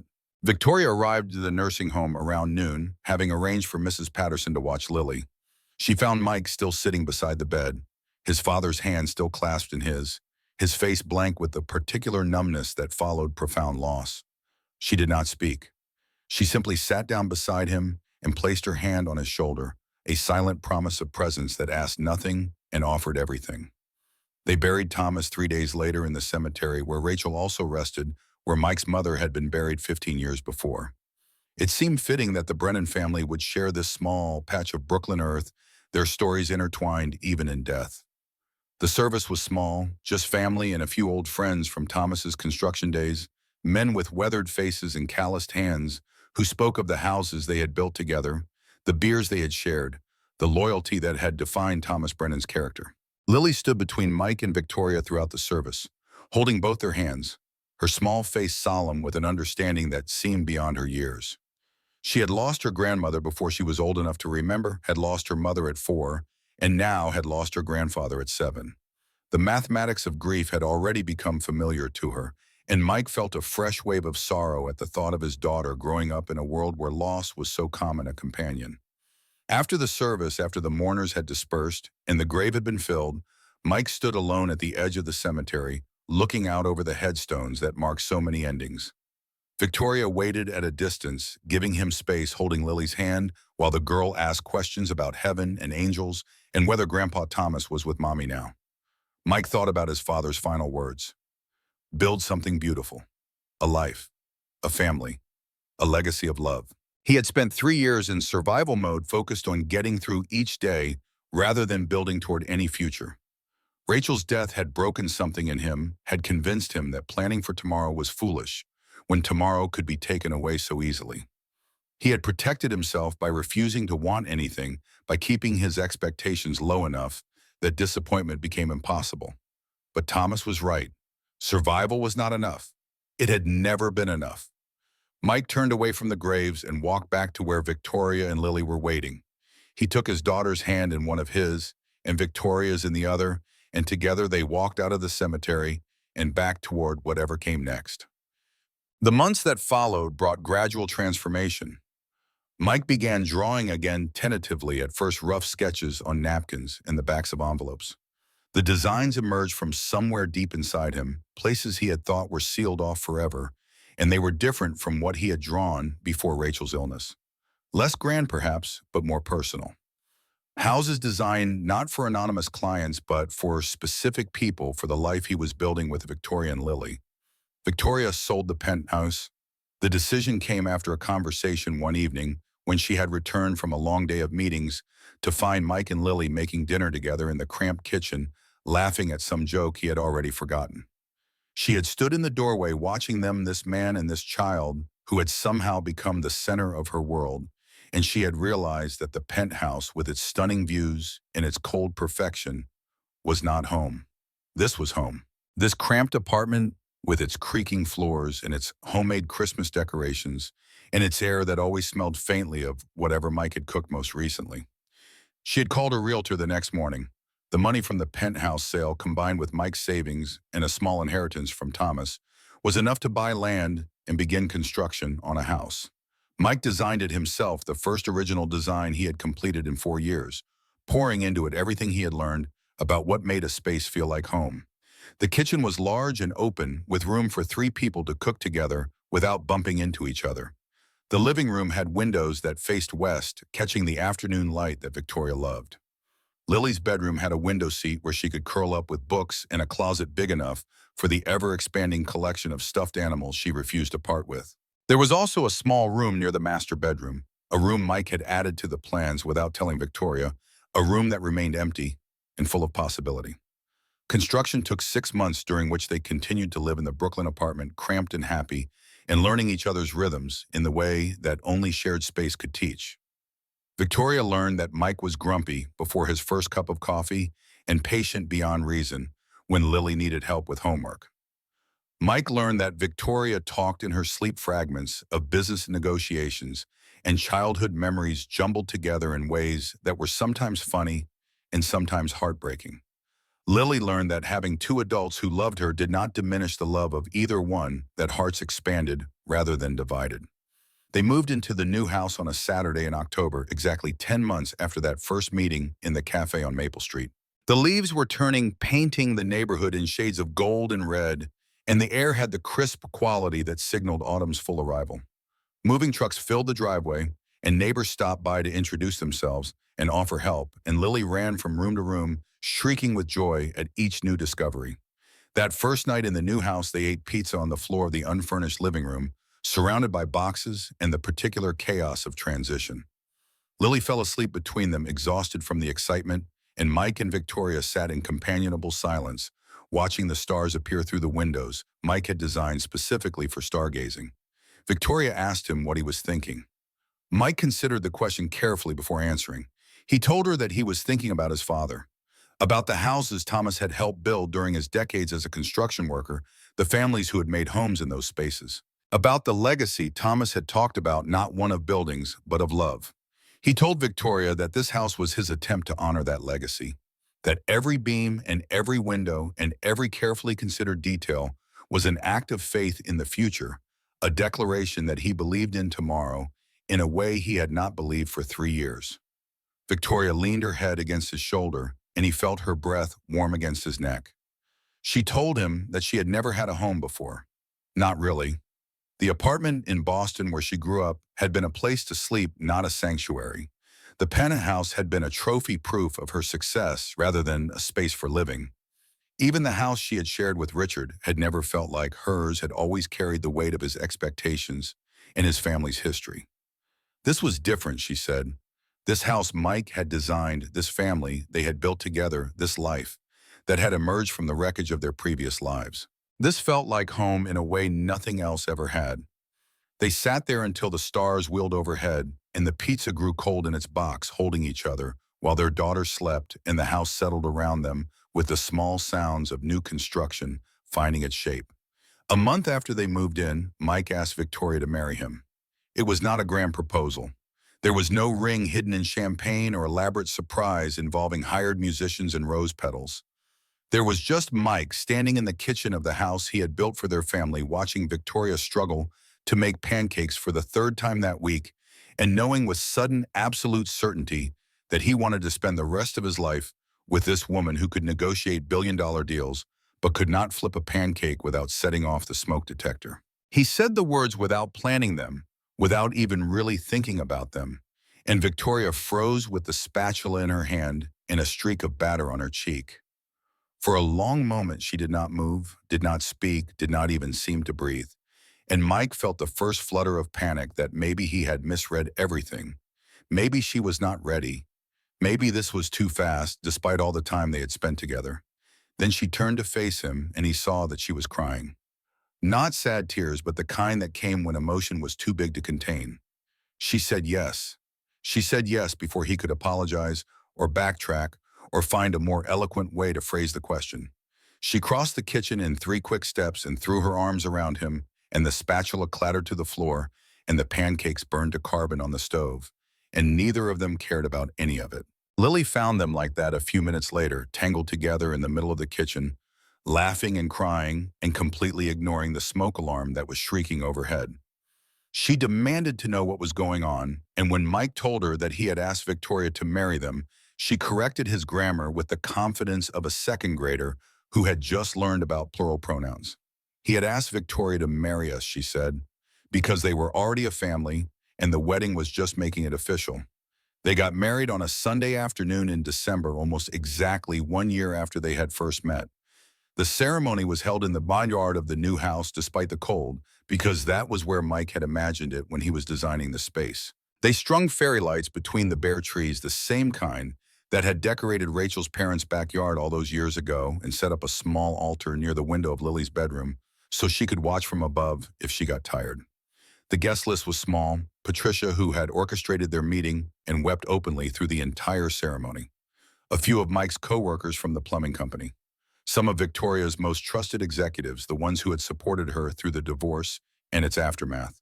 Mrs. Patterson from the old apartment building, who had watched Lily so many times during those early chaotic weeks. And in the front row, an empty chair with a photograph of Thomas and Rachel together taken at Mike and Rachel's wedding 15 years ago, so that the people who could not be there in body could still be present in spirit. Lily was the flower girl scattering rose petals down the short aisle with the intense concentration she brought to everything she did. She was also the ring bearer, holding the 2 simple gold bands in her small hands like the most precious treasures in the world. And when the officiant asked if anyone objected to this union, Lily loudly declared that anyone who objected would have to answer to her, which got a laugh from the guests and a proud smile from both Mike and Victoria. The vows were simple. Mike promised to be patient and present and to love Victoria without trying to fix her, echoing the advice his father had given him months before. Victoria promised to stay, to keep trying, to never stop being brave, even when bravery felt impossible. And then Lily inserted herself between them and made them both promise to always let her pick the movie on Friday nights, which seemed fair to everyone involved. When the officiant pronounced them husband and wife, Mike kissed Victoria with the knowledge that he was finally fully done surviving. He was living now. They were all living together. The first anniversary of their meeting passed with a quiet celebration dinner at the cafe on Maple Street, where Victoria had waited 47 minutes for Mike to appear. They sat at the same table, ordered the same coffee, and marveled at how much had changed in 12 months. The barista recognized them, asked about the little girl with the big smile, and seemed genuinely happy to hear that things had worked out. Lily turned 8, and her birthday party filled the new house with children and noise, and the particular kind of chaos that only happens when you gather a dozen second graders in one place. Victoria handled the logistics with the same efficiency she brought to corporate mergers, deploying snacks and activities with strategic precision, and afterward collapsed on the couch, declaring that she understood now why people hired party planners. Mike's plumbing business grew, aided by word of mouth and a reputation for reliability that spread through the neighborhood. He turned down offers to expand to hire employees to transform his one-man operation into something larger. He had spent enough of his life sacrificing time with family for career ambitions. Now he worked enough to pay the bills and spent the rest of his hours on what mattered: Victoria and Lily, and the drawings that continued to flow from his pencil in the quiet hours of the evening. Spring arrived, then summer, then another autumn. Lily started 3rd grade and came home with stories about friends and teachers and the boy who had asked to sit next to her at lunch. Victoria stepped back from day-to-day operations at her company, promoting trusted executives into leadership roles and transitioning into a more advisory position that allowed her to work from home most days. Mike finished a set of house designs that he submitted to an architectural competition almost as an afterthought, and was stunned when they won 2nd place and attracted the interest of several potential clients. The small room near the master bedroom remained empty, but not unacknowledged. They had begun talking about possibilities, about futures that might include more than the 3 of them. Victoria was 43 now, not impossible, but also not guaranteed, and they approached the subject with the careful honesty that had become the foundation of their relationship. If it happened, it happened. If it did not, they would still be a family. The second Christmas Eve in the new house arrived with snow and anticipation, and a secret that Victoria had been keeping for 3 weeks. Mike knew something was different the moment he came downstairs that morning. Victoria was in the kitchen, her back to him, her hands resting on the counter in a way that suggested she was gathering herself for something. Lily was still asleep, exhausted from a late night of holiday excitement, and the house was quiet except for the coffee maker gurgling through its cycle. He crossed the kitchen and wrapped his arms around her from behind, pressing his face into the curve of her neck. She leaned back against him, and he felt tension in her body that he did not understand. He asked her what was wrong. Victoria turned in his arms, and he saw that her eyes were bright with unshed tears. But she was smiling, a smile that illuminated her entire being, a smile that reminded him of the first time she had laughed in his presence all those months ago.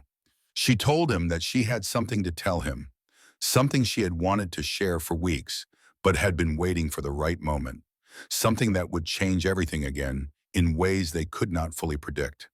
Then she took his hand and placed it on her stomach, and Mike felt the world shift beneath his feet. He looked at her face, searching for confirmation of what he thought she was saying, and found it in her eyes. 2 months along, she told him. The doctor had confirmed it last week.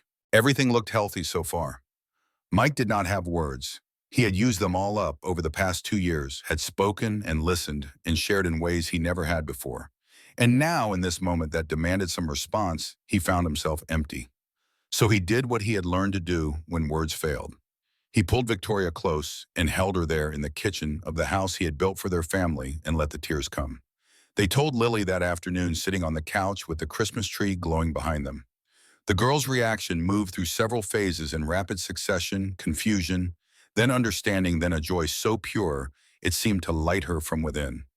She asked 100 questions in the space of 5 minutes, about whether it would be a brother or a sister, about what they would name it, about whether she could help decorate the nursery. The nursery, the small room near the master bedroom that had waited empty and patient for this possibility. Lily disappeared into her room and returned a few minutes later with a piece of paper, a drawing she had made that morning without telling anyone. It showed 3 stone figures standing in front of a house, a man and a woman and a child between them. But there was a 4th figure, too smaller than the rest, cradled in the woman's arms. She had known somehow, in the way that children sometimes knew things. Or perhaps she had simply hoped, and her hope had become a kind of prayer. Mike looked at the drawing, at his daughter's hopeful face, at Victoria's tear-streaked smile, and felt something settle into place in his chest. A peace he had not known was missing, a wholeness he had not dared to want. Christmas Eve dinner that year was simple pasta with sauce that came from a jar because Victoria's cooking had not improved significantly despite 2 years of practice. They ate by candlelight, the three of them talking about everything and nothing. Lily shared elaborate plans for her role as big sister. Victoria described the changes happening in her body with the clinical detail of someone who had researched extensively. Mike mostly listened, occasionally contributing, but primarily just absorbing the reality of this new chapter. After dinner, they moved to the living room to open presents. The tradition they had established was simple: one gift on Christmas Eve, the rest saved for morning. Lily went first, tearing into a package that contained the telescope she had wanted for 3 years, better than the one she had originally asked Santa for, powerful enough to see the moons of Jupiter. She shrieked with joy and immediately began planning which window would offer the best viewing angle. Victoria opened her gift, next a small jewelry box containing a necklace Mike had designed, and commissioned a pendant that incorporated a tiny star charm. Strange perhaps, but meaningful to them, a symbol of all the ways they had found light in the darkness. Then it was Mike's turn. The gift from Victoria was flat and rectangular, wrapped in paper that Lily had clearly chosen based on the abundance of cartoon reindeer. Mike opened it carefully, preserving the paper because Lily would want to see it later, and found himself looking at a framed photograph. It was the cafe on Maple Street, taken from across the street, showing the frosted windows and the Christmas lights and a single figure visible through the glass. Victoria waiting. The photograph had been taken by a street photographer that night, part of a series about holiday loneliness in the city, and Victoria had tracked it down and purchased the original print. On the mat surrounding the photograph, in Victoria's elegant handwriting, were words that made Mike's breath catch. She had written that she would wait again, 100 times, 1,000. That the 47 minutes she spent in that cafe were the investment of a lifetime, yielding returns she could never have imagined. That every morning she woke up beside him was proof that waiting for the right thing was always worth it. Mike set the photograph down carefully and pulled Victoria into his arms. Lily piled onto them both, creating a family embrace that had become their ritual for moments of significance. They stayed like that while the Christmas tree lights blinked their steady rhythm and the snow continued to fall outside, and the future stretched before them, uncertain and beautiful and full of possibility. 7 months later, on a warm July evening, when the fireflies were just beginning to emerge in the backyard, Victoria gave birth to a son. They named him Thomas, after the grandfather he would never meet, but whose legacy he would carry forward. The birth was difficult. Victoria was 43, and high-risk pregnancies came with complications that kept Mike pacing the hospital hallways with Lily for nearly 16 hours. But when it was over, when the doctors finally allowed Mike into the recovery room, he found Victoria exhausted but radiant, holding a tiny bundle against her chest, with the fierce protectiveness of a mother who had waited her whole life for this moment. Baby Thomas had Mike's chin and Victoria's midnight eyes, and a grip strong enough to wrap around his father's finger and hold on like he never intended to let go. Lily met her brother the next morning, approaching the hospital bed with the careful reverence of someone entering sacred space. She asked if she could hold him, and Victoria showed her how to support his head, and for a long moment the four of them just existed together in that small hospital room, a family that had been built from grief and hope in 47 minutes of waiting. The first year with baby Thomas was chaos of the best kind. Sleepless nights and diaper disasters, in the particular exhaustion that came from keeping a tiny human alive. Victoria took a full year away from work, something she had never done in her adult life, and discovered that she was surprisingly good at motherhood once she stopped trying to approach it like a business problem to be optimized. Mike cut back his plumbing hours even further, taking only the most essential jobs, spending most of his time at home with his wife and children, and the architectural drawings that were finally starting to attract serious attention. Lily proved to be an extraordinary big sister. She read to Thomas every night, even when he was too young to understand the words. She made him drawings and told him stories, and appointed herself his official protector against all threats, real and imagined. And sometimes when she thought no one was watching, she would hold up the small bottle of perfume from her special box and let him smell it, whispering that this was what their first mommy smelled like. And wasn't it nice that he had 2 whole mommies looking out for him now? 5 years passed. Thomas was 4 now, a hurricane of energy and curiosity, who looked more like his grandfather every day. He had inherited the Brennan stubbornness and the Harrington determination a combination that made him both exhausting and endlessly entertaining. He asked questions constantly about everything from why the sky was blue to whether dinosaurs had feelings, and he never accepted "I don't know" as a satisfactory answer. Lily was 12, navigating the treacherous waters of middle school with the same resilience she had shown through every other challenge in her young life. She still kept the special box with her mother's things, still looked at the photographs, and smelled the perfume on days when she needed to feel close to Rachel. But she also had new photographs, now new memories, a new understanding of what family could be when you were brave enough to let it expand. Mike had returned to architecture full-time, his designs gaining recognition for their warmth and humanity for the way they created spaces that felt like homes rather than just houses. He had a small office now, 3 employees, and more work than he could handle, but he still made it home for dinner every night, still coached Thomas's t-ball team. On Saturday mornings, still took Lily out for hot chocolate and conversation once a week because their relationship was worth protecting, even as she grew into a young woman with her own life and concerns. Victoria had found an unexpected balance between her professional ambitions and her family needs. She served on boards, advised startups, and gave speeches about women in business, but she did it all on her own terms, in her own time, with the knowledge that her greatest achievement was not the billions she had accumulated, but the people waiting for her at home. Every year on Christmas Eve, they returned to the cafe on Maple Street. It had become their tradition, their pilgrimage, their way of honoring the moment that had started everything.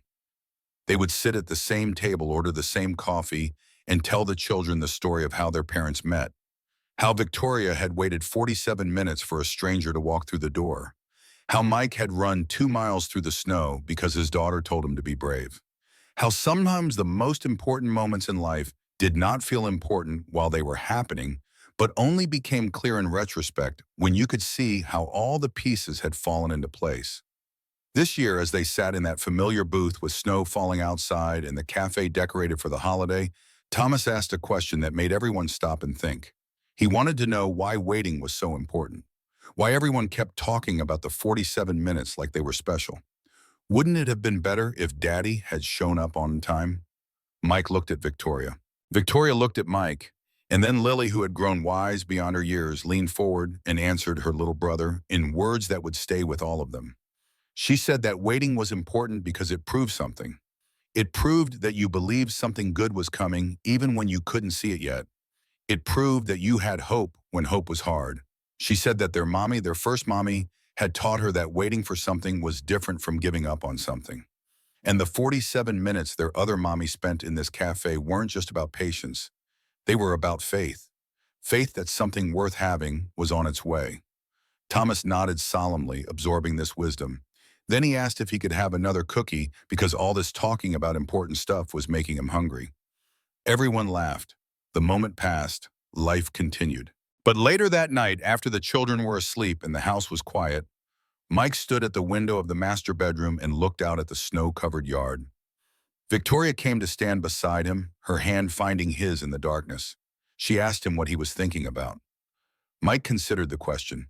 He was thinking about Thomas, about Lily, about the family they had built from the ruins of the lives they had lived before. He was thinking about Rachel, who had sent a message through their daughter's dream all those years ago. He was thinking about his father, who had told him to stop surviving and start living. He was thinking about a cafe on Maple Street and a decision to run through the snow and a woman who had waited when anyone else would have left. He was thinking about how strange and beautiful life could be, how the worst moments could lead to the best ones, how grief and joy could exist in the same heart without diminishing each other. He told Victoria that he was thinking about 47 minutes, about how such a small amount of time could contain the seeds of everything that came after, about how he had been so focused on getting to that cafe that he had never stopped to consider what might happen if he actually arrived, about how the running had felt endless while it was happening, but now looking back, it seemed like the shortest journey of his life.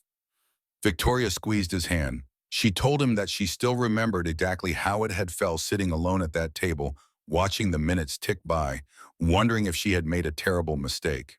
She told him that there had been a moment around the 35-minute mark when she had almost left, had actually gathered her purse and put on her coat and walked halfway to the door. Mike had not known this. In all the years since that night, Victoria had never mentioned how close she had come to leaving. He asked her why she had stayed. Victoria was quiet for a long moment, remembering. Then she said that she had stopped at the door because she heard the bell chime behind her, and she had turned around hoping it was him. And it wasn't him, it was just another customer. But in that moment of turning, she had seen the second coffee cup still sitting on the table. The one she had ordered for him. The one that was getting cold because he wasn't there to drink it. And something about that cup, that small act of faith she had performed without even thinking about it, had made her go back to the table, had made her sit down and wait a little longer, had made her believe against all evidence that he was coming. The coffee cup, she said. That's why she stayed. Because she had already decided to believe in him, and she wasn't ready to give up on that belief yet. Mike pulled her close, overwhelmed by the thought of how close they had come to missing each other.